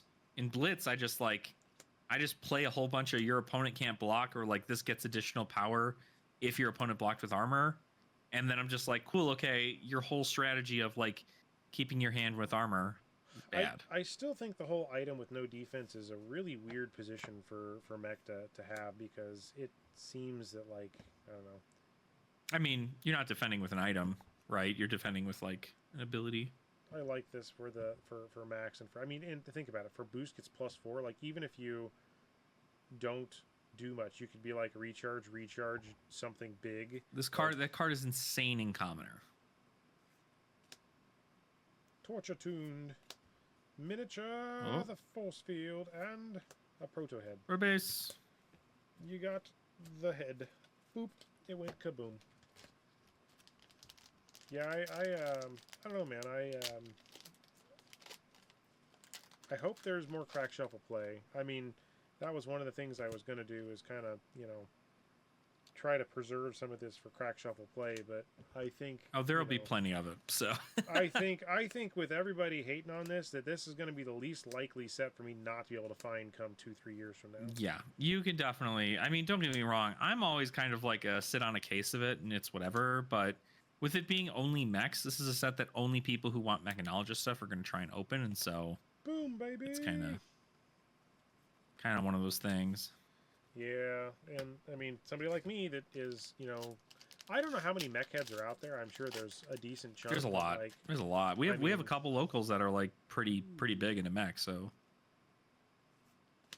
unlike Dust Till Dawn and in the Dragon set where you get a double-sided card, I mean the only double-sided card in here would be the Necropotent. So there's not really often you're gonna run into a double-sider. I still don't know much about scrap. I really haven't leveraged scrap too much, but I feel like scrap is kind of an undervalued component, but maybe scrap is it's interesting because scrapping is mainly, again, just kind of for tech Levosin. Oh, speaking of, there he is. That's always a feels bad, but it's useful. It's just I get why they do it, but man, it takes up a slot in your box, right? And you're like, well, it's a 50-cent card. Don't get me wrong. I think them putting them as Majestics is kind of a disgusting thing, because it shouldn't take the staple of all things should always be young on one side, adult on the other. I feel like it's not a hard thing to do. That should just be one of the tokens you get is a whole bunch of that, and then that way you can build the hero.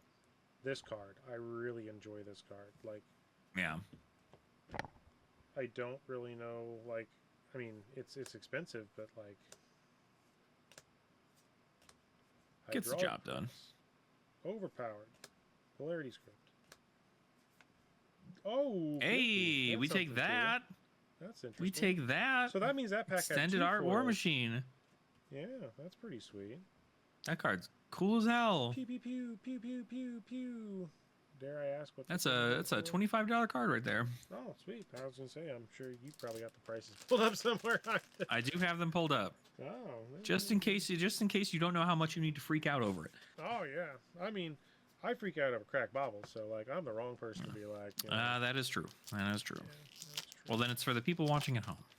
Yes, and prices are subject to change. Boom. Yeah. But the important part is that with those extended art cards, they're not going to be printed like that anywhere else in that form. So I'm also gonna unless they have a different art. So double check, but yeah, okay. I was making sure I was in focus.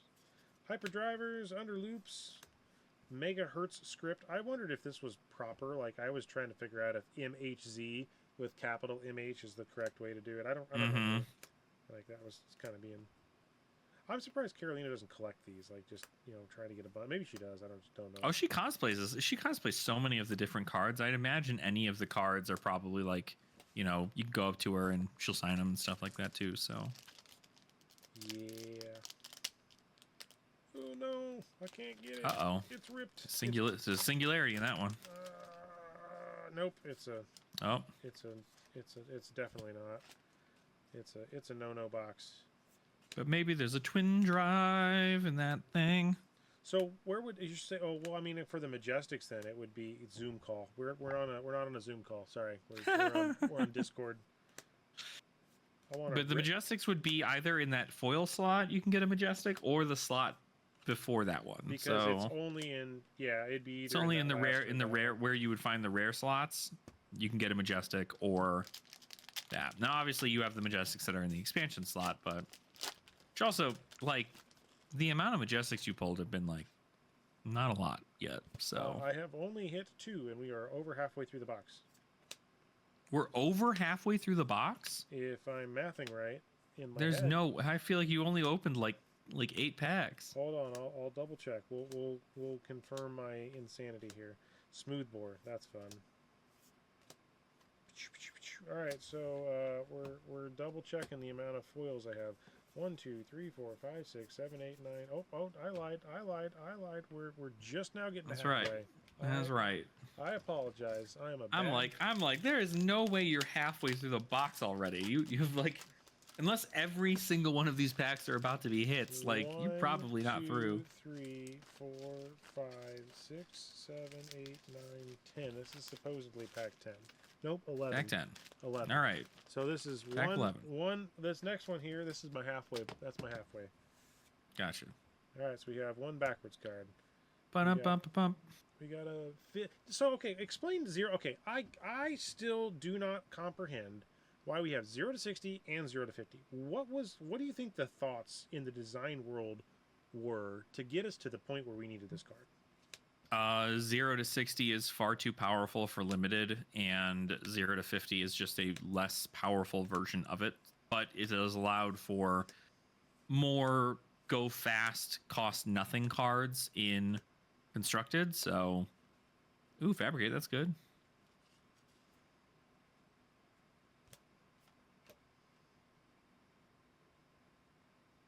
It has Teklo. Yeah, no, fabricate's a good hit. Maybe it's a Teklo daddy kind of day. Mm-hmm. Finally play Mr. Teklo. He's gonna be like Teklo man. Not in this pack, he's not. Which also means that's nothing. So now this is officially halfway through. We can boom. Yep, that's right. Start slamming through them.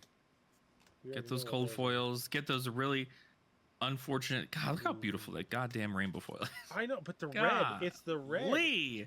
And that's the lighting is really what accentuates. God, it's so good. It almost looks cold foil. I love the foiling of Flesh and Blood cards. Like, I'm so happy it's not a full card foiling like most other cards do. Like most other card games do. 1, 2, 3, 4, 5, 6. 1, 2, 3, 4, 5, 6. So yeah, we are exactly. We have 12 left. So perfect. We've hit 3 Majestic. What is the average nowadays on packs? Is it Majestics? Yeah, like, is it like 6? Like 5 to 8 or something? Like something like that? 5 to 8. Wow. Mm-hmm. But I guess technically this counts as 1. So that does count. I mean, it's technically one of the special slots, so It Oh, doesn't count as one of the Majestics, I think. So data mine. See, I'm curious if there is a deck where you can run too many Evos and not enough. I think that that's a problem you could do. Like, I was thinking about trying to slam, like, just a bunch of Evos all together. oh yeah, for sure. Yeah, there are definitely a ton of different ways you can do the Evo stuff, and like, I mean, initially when I built it, I was just like, oh, okay, I'm just gonna do like full copies of like the security ones that have like Battle Worn 2 or Temper 2 or whatever the hell they have, and I just like did not. It didn't end up working for me because it was just too expensive and. Overloop. I still very much love the top hat on that card. Yeah. Scrappy thing. I bought a bunch of the cold foil ones because they were just stupid cheap. Mm-hmm. I mean, I'm talking like 50 cents to They're get still them. super cheap. I'm sure they'll be that way for a long time. That's probably the truth of the matter. Ooh, I still haven't seen a cracked bottle. That's something I haven't seen yet. We have not partaken in the cracks of the bottles here. Junkyard. There was a bauble in the set, right? I'm pretty sure there was. There definitely, I think, is a bobble in this set. I thought I had to be. Gotta be. Oh no. You would know more than I would. Oh, Ooh, no. contest the minefield. What do we It's an get? expansion slot. This is all heroes get -1. Wizard giving you some negative intellect penalties. Mm-hmm. Another card that I'm sure you could buy 10 copies of for under $5 and then speculate on them for when wizards become more manipulate your opponent's stuff. 1, 2, 3, 4, 5, 6, 7, 8, 9, 10, 11 rares. Because we've seen all the comments at this point. Yeah. This one actually is pretty fun. I really do enjoy this guy. I mean, Yeah, the Evo upgrades are great. I love playing Teklo and Limited for this because it was just like so nasty to get those off. Full bar. Such Beautiful. a cool foil. Golly. My lighting is spot on for this. Yeah, it's really beaming down on there. Although I will tell you at this moment the percentage of value to what is currently in my hand. I just realized, are you opening up Japanese packs? These are, yeah. This is the That's Japanese. what I thought. I was just like, that looks awful plastic. This is Japanese. I have yet to be able to find me some Belgium versions of this. That's wild. So many Belgium in my area. Like, I might have to have you buy me one and then pay you to ship it here because like I do collect one of each of the packs, and one of the things I've done is I think I've already got the pack this version, but I don't have the Belgium versions, which I guess technically for a completionist standpoint I do want, but I don't really actually need it. So we're gonna go through security script. That's a fun one. More cranking, but my mechanologist attack actions get +1 defense. Yeah, I don't know. It's okay. Command center and rev that engine. Rev up. Well, okay, where are we? We are 6 packs remaining, and we have hit 5 Majestics. Does that mean? I mean, we're within the range, but I mean, you still haven't hit your cold foil, right? So. Yeah, I don't even know. That's not a cold foil. So we're cold foil. Oh, I went too spoiled far. It. We went too far. What did we get? We got nothing. We got a Yay! recharge, and cognition field's kind of fun, but we got more Evo thrusters. I mean, really, with one of these boxes, you could build a pretty decent overall. Oh, absolutely. I think that's the point. Is that like you can build a nice mech deck just out of the stuff that you have, you know?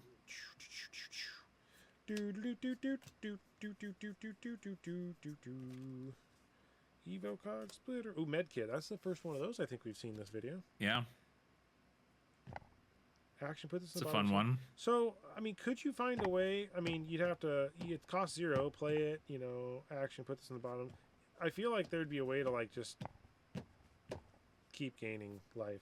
Oh, absolutely. I think that's a great way to do like a defensive build for. I feel like this is a turtle build, right? Like, put this in the bottom, gain a resource. Put this in the bottom. So it's like it's anti. Yeah, the only downside is that those cards don't block. So it's like anti-fatigue, I guess. But Yeah. Wow, we are approaching danger zone here, kids. Highway to Let's the danger play the zone. game. Let's not get hosed with the last of these packs here. Well, it would be on the menu for me, man. It really would. Oh, there you Ooh, go. rainbow foil fabricate. Okay. Okay. That's not terrible. I don't really know if that's on the bucket list of excitement. I like it. I need other cards, but I will gladly take that at least. Hey, there are face down cards here, so that's useful. That is in the wrong stack. Oh my gosh! Spring and a leak. What do we got? Ooh, Annihilator engine. Annihilator engine. That's pretty cool. So this is the one where destroy all cards defending this. So that's kind of sweet. Razzle and dazzle. Razzle dazzle. Ooh. Could this be a 0 cold foil box? Is that possible? Well, I mean, they're not technically guaranteed, but I think the odds are normally pretty good that you get at least one. We are the last two here. I mean, to be fair, even if you don't, if you end up pulling a tunic out of this thing, it'll be enough. Yeah, if we're gonna do this. This is the last two, so there's a face down in each one. Oh. So, okay. We're gonna do So this. we know we don't get a singularity, but We're gonna do this. All right. all right.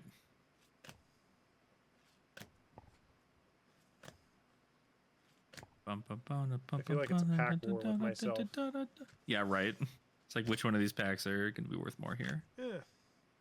Oh, wow. 2 red quickfires. That's crazy.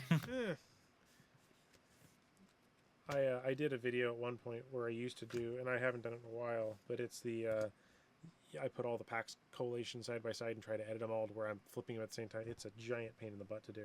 Huh. All right. Voodoo. Oh, we got an Evo Okay. Soul. Evo Steel Soul Controller. So that means the next card.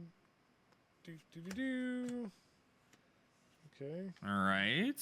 So that's a Majestic. And I think you've got tokens on the left side there. Oh, there we go. There's your gold foil. We got it. I told you. I was just like, it's got to be in there somewhere. It is a buzzer The hider. Evo Buzz Hive. Boy, oh boy. Hey, let's play the just curious what this box actually is worth game, because I'm curious. I could probably tell you what it's worth. Not the money I bought for, probably. Probably. So we got 25, you said, on the War Machine. 25 on the War Machine. I am going to make a wild guess that absolutely none of these cards make it above a $5 mark. Let's see. Let me see. Evo Soul Controller is $7.99. Yeah, Soul Controller, and then everything else is under $5. 25 plus 8, because we know what those two are. So let's see here. What else is anything interesting here? Like Annihilator? TikTok clock would have been $1.40. Ooh. Oh, baby. Annihilator engine is 75 cents. Oh my gosh, that's value. Oh, Teklo is $1.79, baby. Mm-hmm. $2. That's a Merry Christmas. Your non-foil fabricate is about $1. Your rainbow foil fabricate is about $2. Okay, so 2, 3, 4. We'll add $4. Oh my gosh, we're up to $39. Contest the Minefield is 88 cents, so might as well be $1. We'll call it one. So we're at $40. Street Enforcements. How much It's are $1. you? $41. And what about my nice Evo Buzz? Evo Buzz Hive in its cold foil version is... Okay, well, I can't find it. Hold on 1 second. I think it was like 20 cents. That's okay. We can round Cold to foil. 40. Here you are. We can round 22 up to cents. $40. So that represents the $40 in the box. Yep. And I definitely spent 90 on it. Yay! And this is why you buy singles. But that's okay. We had fun. That's right. We had fun. How many rares did we get? We got 1, 2, 3, 4. And you said you actually have Belgium out there? You're positive?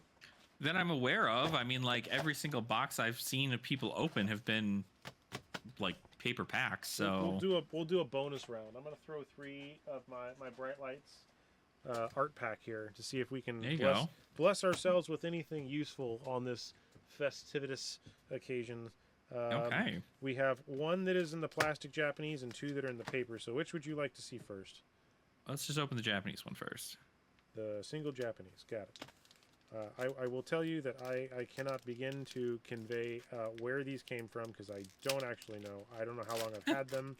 I just know that they exist. So, all right, we know what those are.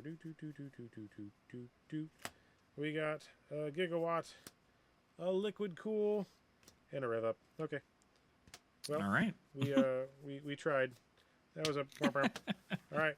We got a left Twix and a right Twix. Max or a Dash? Dash first. Dash. Dash is here to stay. I love these plastic or the paper packs. The paper packs are so good. So much. Oh my gosh.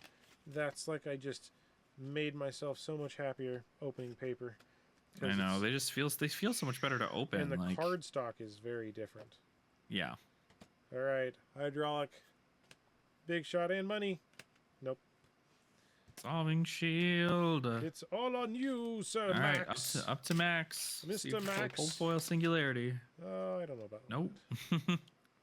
No singularity, but he says no. It could be a tunic. Boop, boop, boop, boop, boop, boop, boop, boop, boop. Oh, dust. Oh, hey, a dust. Let's go. Yay! Illusionist for the win. The dust is worth money. Illusionist. I like illusionists. Not really. Non-foil dust from the Chrome Caverns goes for $9. Wow, you're kidding me. That thing's that expensive? No. Yeah, it is. It's because us illusionists have been buying them up on the market. I guess. And you know what's funny, right? Have you ever done this? Can you tell where the different? Yeah, the cardstock change. Yeah. So interesting. I see it all the time whenever I'm looking through my bulk, and I'm just like, wow, why do some cards just look like significantly more like? And it's because weird. If you look here, Japanese, Belgium, Japanese, Belgium, Japanese. Mm-hmm. Which I think is one of the reasons people say that certain card cuts like do grade better, I think is the word that they're using. Mm-hmm. So it's, not that it makes a difference, but it's funny when you start sitting there and you're trying to oh, I'm sorting through all these things and do the foils do anything different? Who knows? Yeah. But I certainly do not sort my Japanese or my Belgium bulk. It all goes into the same pile. All right. Well, since we're here, what if you get to pick between? I have this selection because I'll save these for when the next Dust Till Dawn set comes out. I have those because I also have some old. These are random first edition packs that I discovered in a back lot. But these are the last bastions of the ones I have. But since these are still in print, I'm not as worried about keeping these for my sealed collection. It's the old stuff that I know they're not. So, any of these that you're thinking? I mean, you did say you wanted to open heavy hitters, so we can open some heavy hitters. Ding ding. All right. I'm not opposed to open all of them. I mean, I'm just. It's up to you. However you want to do it, they're your packs. So. I'm sure the LGS has more. I mean, I hope. Mm-hmm. So, nothing on the back. But we got some agile and. Ooh. Nice. I do like that they moved. Like, I kind of find it interesting that the rarity symbol got moved. Mm-hmm. I think was Heavy Hitters the first set they did the rarity symbol move. Yeah. Mm-hmm. Beat. Oh, instant 7 for 3. That's on rate. That's good rate. 6 for 2. Brute. See, this is where you get the fun. I kind of wish you could make like murals. With I hated sorting heavy hitters. I hated it. Performance bonus. I want some gold. Girth Beast. Thunk. Nice. Did you thunk it? I thunk it. I thunk it. All right, here we go. Don't be a degenerate. Yeah, like heavy me, hitters folks. had some good old fashioned. The limited environment was really good for Big boop. heavy hitters. Big boop. Wager. I forget. Is this guy's head backwards? No. This.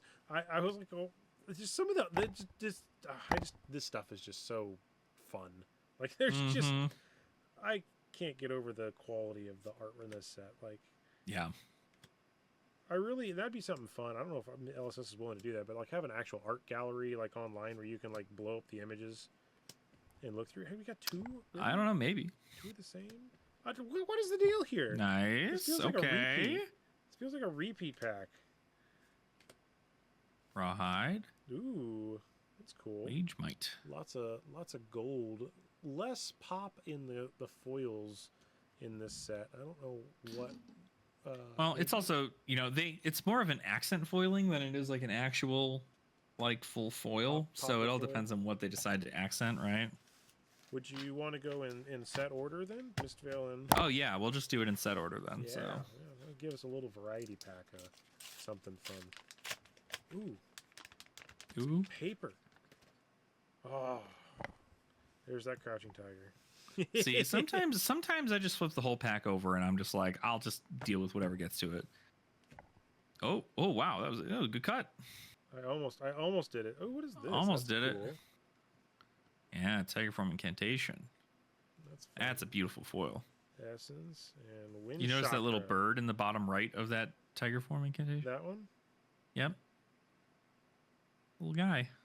He's a little guy hanging out. The next crouching tiger. Our tiger's back, baby. Tigers are back. I think tigers have always been back. I still really enjoy this. That needs to be a cosplay. I need to work on. Yeah. figuring out Work a on way cosplaying that. to 3D print this. And then however the hell you get that, if you're able to 3D print armor like that, I have a commission for you. I'm positive if I could find a way to get the actual design file, 3D printing is going to be easy. It's getting the design file. That's the more complicated part. Yeah. Ooh, we got a face downer. Ooh, it could be special. It could be. We got lots of. Ooh, we got a different bastion there. Double bastion. Title, sir. Nope, this is the one. That's the double. That's cheat. the one. Double cheat. Gravekeeping. Because Nice. everybody likes gravekeeping. Nice. Tiger! You got nipped by the tiger. I told you. I knew it was going to be tiger. Son of a bitch. Nipped by the tiger. Always with the tigers. All right, well we're wrapping this down. What do we got a pack of splittable cards. Hey, speaking of which, if your LGS out there has any of those cracker baubles, I only got one and I need more and I cannot seem I think I have like duplicate copies of some of them, so like I can certainly send them to you if you just let me know which ones you have. Well, the only one I have is the what is that called? Nice, the Majestic. The dang it has two on the back. It's not the fancy one, I'll tell you that. King 2 Life. Beautiful foil though. What is that called? Agility and something? I really didn't get. I was just like, oh man. Figured for me being as big of a crack bobble fan as I would, I'd be able to get more of them, but can't seem to. Yeah, honestly, I think like for the first week they were going, and then like I got like just casually handed them. Oh, fun fact! I was at my I was visiting my locals on Wednesday of not Christmas, but the weekend before, the week before, and they were doing a raffle for a whole bunch of stuff. And in this raffle, they were doing. I didn't even play in the armory, and my TO came around and was giving out packs or not packs. He was giving out promos, and he had them all like fanned out and upside down. Pulled a cold foil Christmas crack bauble out of it. Ooh, nice. And I was like, yeah, dude. By the way, this cosplay, kudos to the person who did that. That was awesome. Top notch. All right, well, I think we're rounding it down. Let's see if we get anything fun. Last little bit Pop here. the bubble. Oh, mental. Dot. Another Majestic. That's two Majestics out of these slots. Wow. Out of Rosetta. Wow, Rosetta was hot. Yeah. And I should say heavy hitters was not. Well,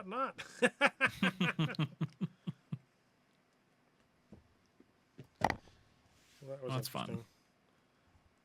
No twin drives means I'm gonna have to go evaluate the twin drive market. I'll trade all that $40 worth of cards for a twin drive. I mean, 20 drives only like $25, and if you only need 2 of them, like, Oh, I know. That just tells me at this point I need to not. I mean, you can tell by the way, right? I've been going for a while because this box that I pulled those other packs from was a bright light box. Now this one here was a bright lights. Is this a Belgium? This is a Belgium box. This is a Japan box.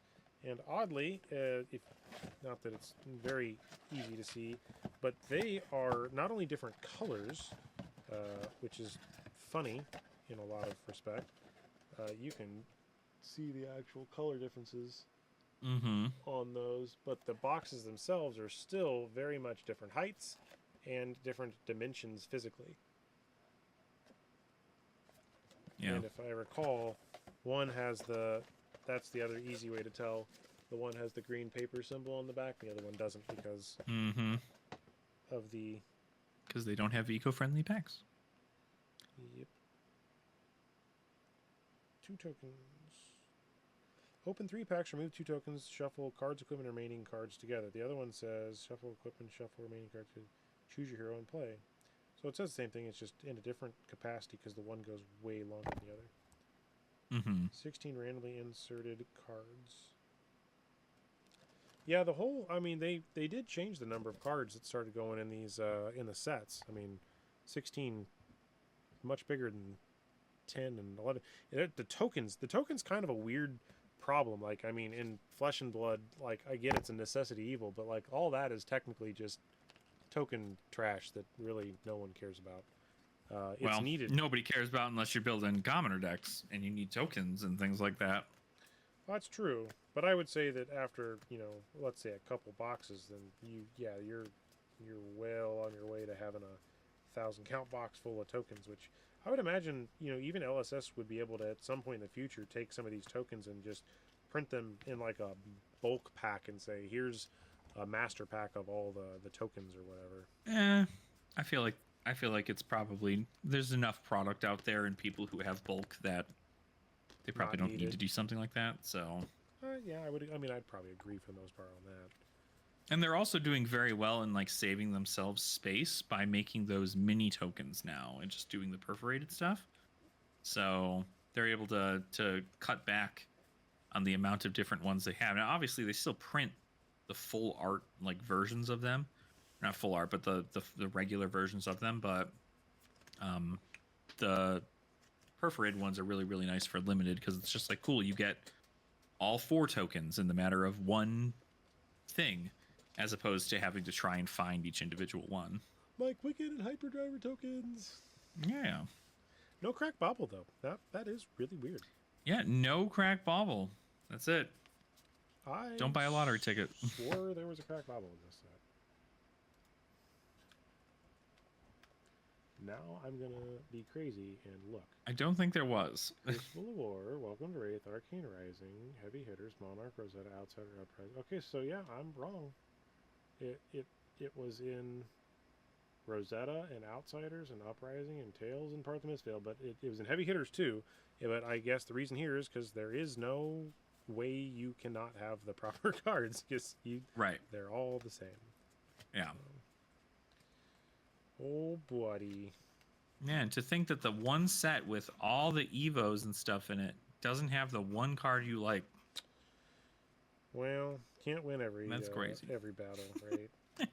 I don't know why I was so dead set on thinking that it was in there. I now that I say that, I'm like, yeah, I remember there not being in there, but yeah, because it's like normally it's in there because like the card distribution between classes isn't always the same, and so you end up having it where it's like, cool, you got a whole bunch of reds, but you need like things to play that are this, so you get this instead. But with everything in there being mechanologist, it's just like you're due. You can just slam some blues and some yellows in there, Well, and it'll be for your class. the cracked bobble, cold foil one, man. That's $1.68. That's a pretty good price on those. Yeah. I remember when those were a lot more expensive than that. Mm-hmm. Because I was paying. Yeah, I mean, I see about a year ago they were $4. I remember paying a couple, up to $10 for some of those when they first came out. So, Wow. yeah. I did also get I got a Squizzy and Floof too. That was cool. Nice. Yeah, I got one of him early on. I don't remember how I got that. Think I somehow was it a win? Is it a buy a box or was it a win a promo on that? I don't remember. I think it was there was a cold foil version of it. No. Squizzy. There is a cold foil version that's $2. I think you had to win an armory for that, but I think they gave out the rainbow foil versions. Mox is But crazy. $2.69 for a cold foil Squizzy, that's kind of insane. Mox Valley Games tries to sell their cracked bobble for $500. Don't know why. What? Yep, if you look, the last listing on that is $500 For the cold foil one? for the cold foil cracked bobble because they are obviously cuckoo for cocoa nuts. Yeah, no kidding. That's got to be wild. Yeah, cold foil. Well, I know some people put them up there for like a lot so that they're not like... They don't sell or something. Yeah, so they're not doing it. So they just have like inventory set up. But it was cool to get one of these. Yeah, I have a Squizzy and Floof UPF deck actually. It's over there. Nice. There you go. That'd be something fun. We need to find a way to maybe see if we can get 4 people to play a webcam UPF game. I don't know how hard that's going to be. Yeah, I don't know. We'd have to get 2 other people to want to stay up late with us. And Talishar doesn't support 2-player or 4-player, does it? correct. Yeah, it does not. That stinks. And I know Tabletop Simulator could, theoretically. Tabletop Simulator could. But I don't know if everyone has that. I know I do. I have it. Such a synonymous, product now. I feel like everybody probably has it. I feel like if you're playing tabletop games in general, you probably have Tabletop Simulator. So, the funny thing is the Evo Soul Controller. It's not even the one I needed. I needed the stupid legs. I don't have any of the towers. I think that's what it is. I think I'm just missing the headpiece. But then again, you run, in a Teklo deck, you run 3 copies of each of those cards. So, Of the Steel Souls. Equipment base with Proto in your inventory. Permanent control +1. Banish an Evo from hand if you do draw cards. So is Fabricate something you would run in Teklo, or maybe not? It's something you could run. I mean, the whole point behind Fabricate is just to make sure that I think it makes your stuff either block for additional more or for more value, but I think it also it is a way for you to get a proto equipment from your well, it says inventory. It says equip a proto from your inventory, but yeah, or it says Evo permanents you control get +1 defense this turn. You can also put it under an Evo permanent you control, and then you can even banish an Evo from your hand. There are proto arm based chest and eggs. So why would they disappear? Or are you thinking that they would disappear because somebody nuked them? If those Steel Soul things have temper, right? Temper 3. Oh, yeah. So if they have to block in order to save their life and they lose the armor, or for instance, now we have Jarl, which can just destroy armor.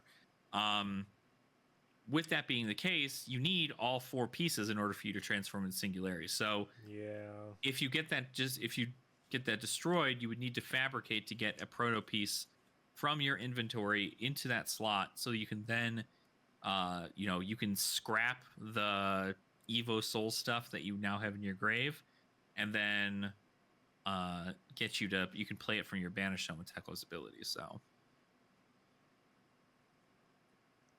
but card's pretty good, but luckily in the young format you don't have to worry about Jarl. So Not yet. It's nowhere near as bad. Not yet. I'm wondering if I wonder if we'll see that in the next one. I don't know. In Maybe. oh my gosh, Guardian Pack Mastery Guardian Pack. Could be. Yeah. They could probably put a young Jarl in there. I'm curious what they're going to put in that set. Hopefully it's going to be. Well, Valda apparently for sure. Yeah, Valda's going to be in there. I'm curious what percentage will be reprint and what percentage will be new. Or Well, if it'll. I think they said, right? I mean, they said They're going to be like, new. isn't it going to be like 85% of the set's going to be like new cards or something like that? Let me see. Mastery. Where does it talk about that? Collector's Week? No. Rosetta. The Amsterdam Live blog is a set. I don't know if they've specified. I feel like they did. Yeah, they did Rosetta. The keynote recap.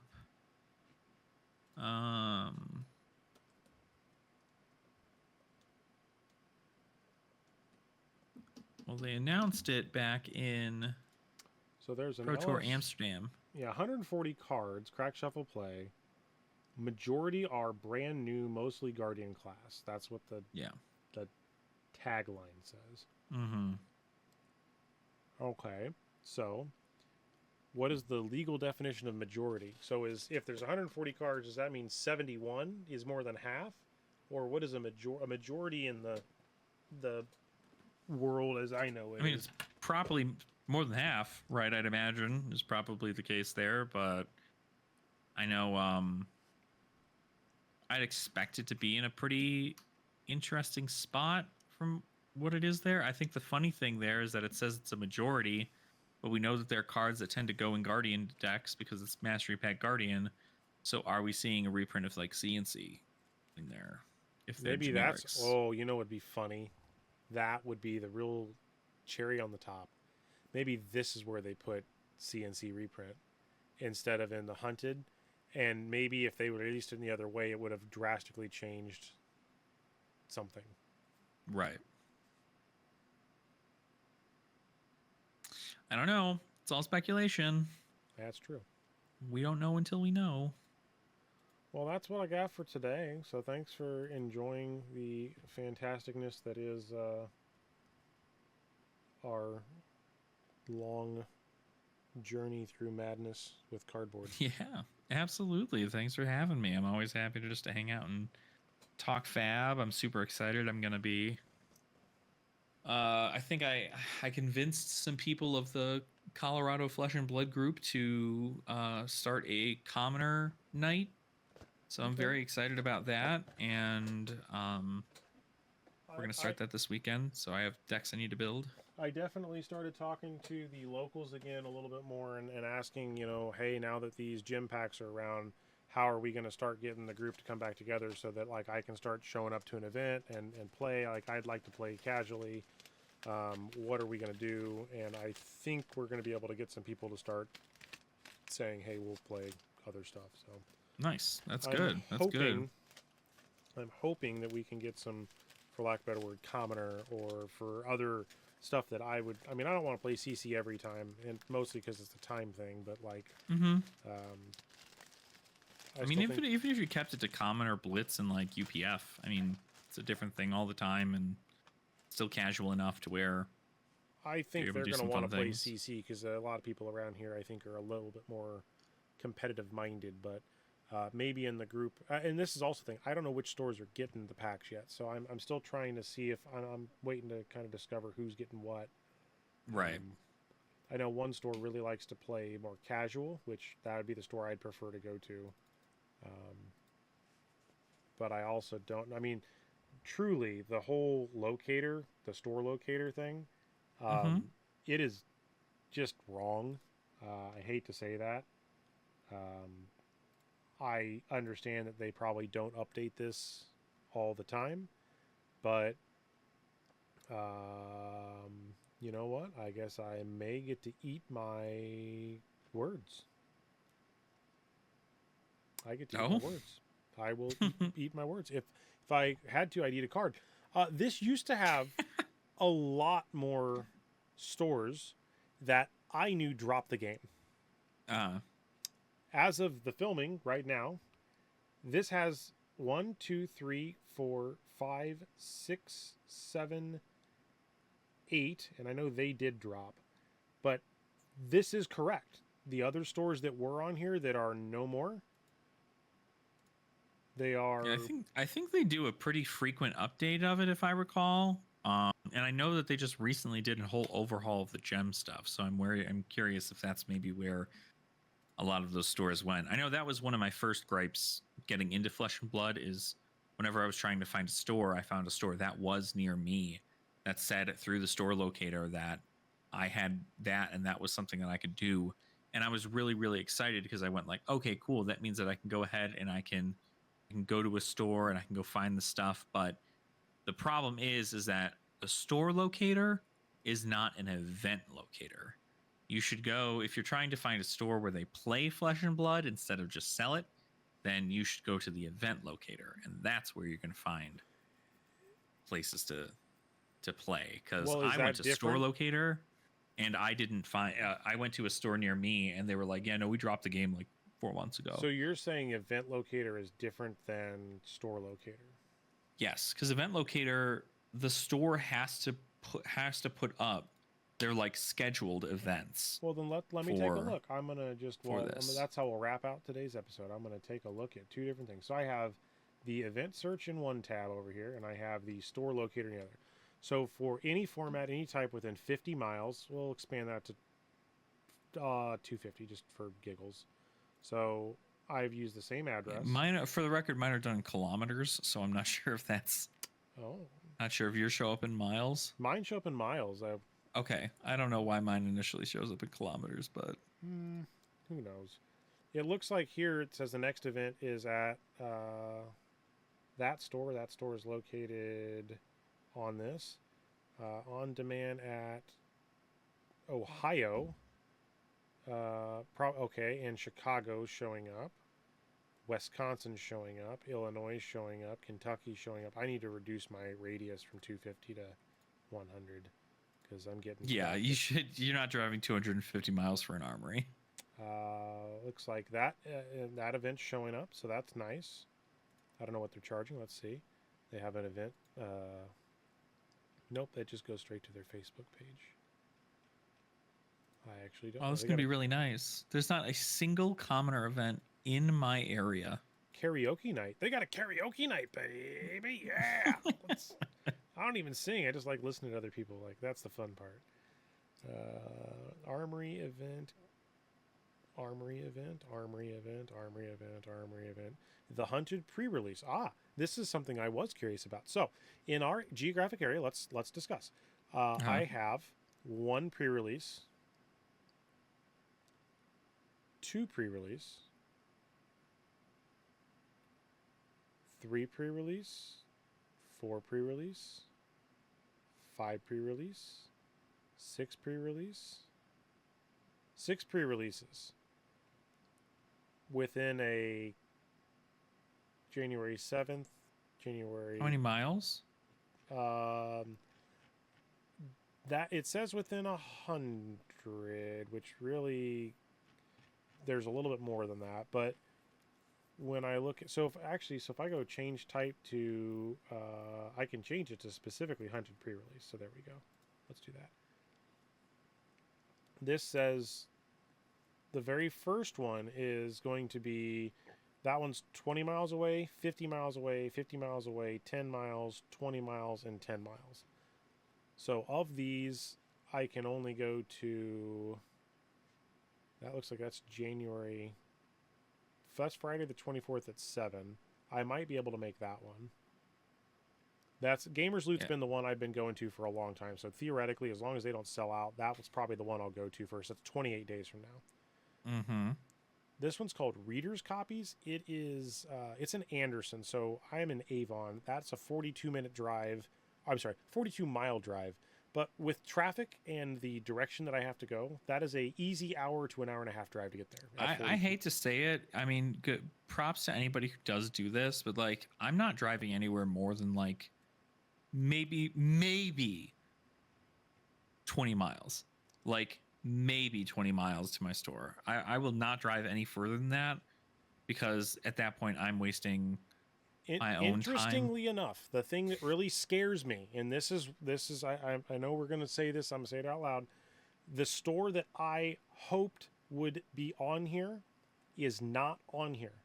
The store that I go to the most is not even getting a pre-release. Which, I mean, how often does your store run events? That's the problem. They don't really just run like casual. That's the casual store I'm talking about. Got it. I don't know if that's correlated. You know, that's where I had to. That's where I had to go pick up. Even if they're casual, I mean, like even if they're casual, are they still not running armories in the casual formats? I think we're running armories, but we're running like UPF or whatever. So I mean, I don't know how that counts. That should still count. I mean, at the end of the day, it's about attendance and not so much about like, are you in the competitive scene? Well, and I think that's where the gym packs will play a lot into that. I think. Yeah, but I think like with the hunted pre-release, like it shouldn't matter whether or not a store only has like if they've only been playing UPF or commoner. Like it is as long as they have the attendance. The good news here.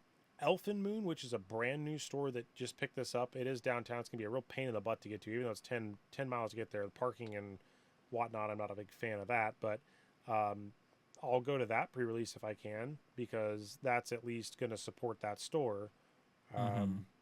But yeah, the other ones here, this is in Fishers. I'm not going, I mean, that's 25 miles away. I could technically make that, but it's... I think my only option to go would be Grandmaster, which is 11 miles.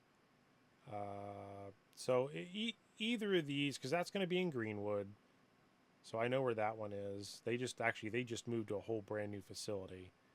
This one is going to be on Shelby Street, which is, again, that's a 20. So the closest pre-release to me, I'm going to call it is a 30-minute drive minimum. I'm probably still going to go 30 to 45 minutes to get to any of these. I think every one of the pre-releases that I am going to is within 10 miles of my house. Yeah, three pre-releases. While this one here is within 10 miles, that's the only one within 10 miles, and that's that Elfin Moon one. That's the one downtown, and when I'm going downtown, that adds extra parking and time, and it gets kind of annoying. Just Uber. God, that's going to be even more expensive. Take the train? We don't have trains. There technically is a public bus, but I don't know if I would trust myself on that thing. I would rather just drive myself. That's fair. Because that would take 6 hours to get there from my house, or 4 hours, or 3 hours. It's pretty stupid. Yeah. Like here, I'm genuinely curious. Can I? Oh, it's so late at night. It probably won't let me. Can I change my... I do have to start getting going here, though. So okay, we got it. We should probably end this episode. All right, bye everybody. Bye. We're having fun. This is what happens. You just talk and you just enjoy life. So, all right, happy holidays. Enjoy. Thanks for hanging out. Bye, everybody. Bye, guys. See ya. Yeah, no, I was gonna formulate how long it would take to get on a bus, using the bus. It actually does say using a train, although it is a bus, would be an hour and 50 minutes for me to go 10 miles.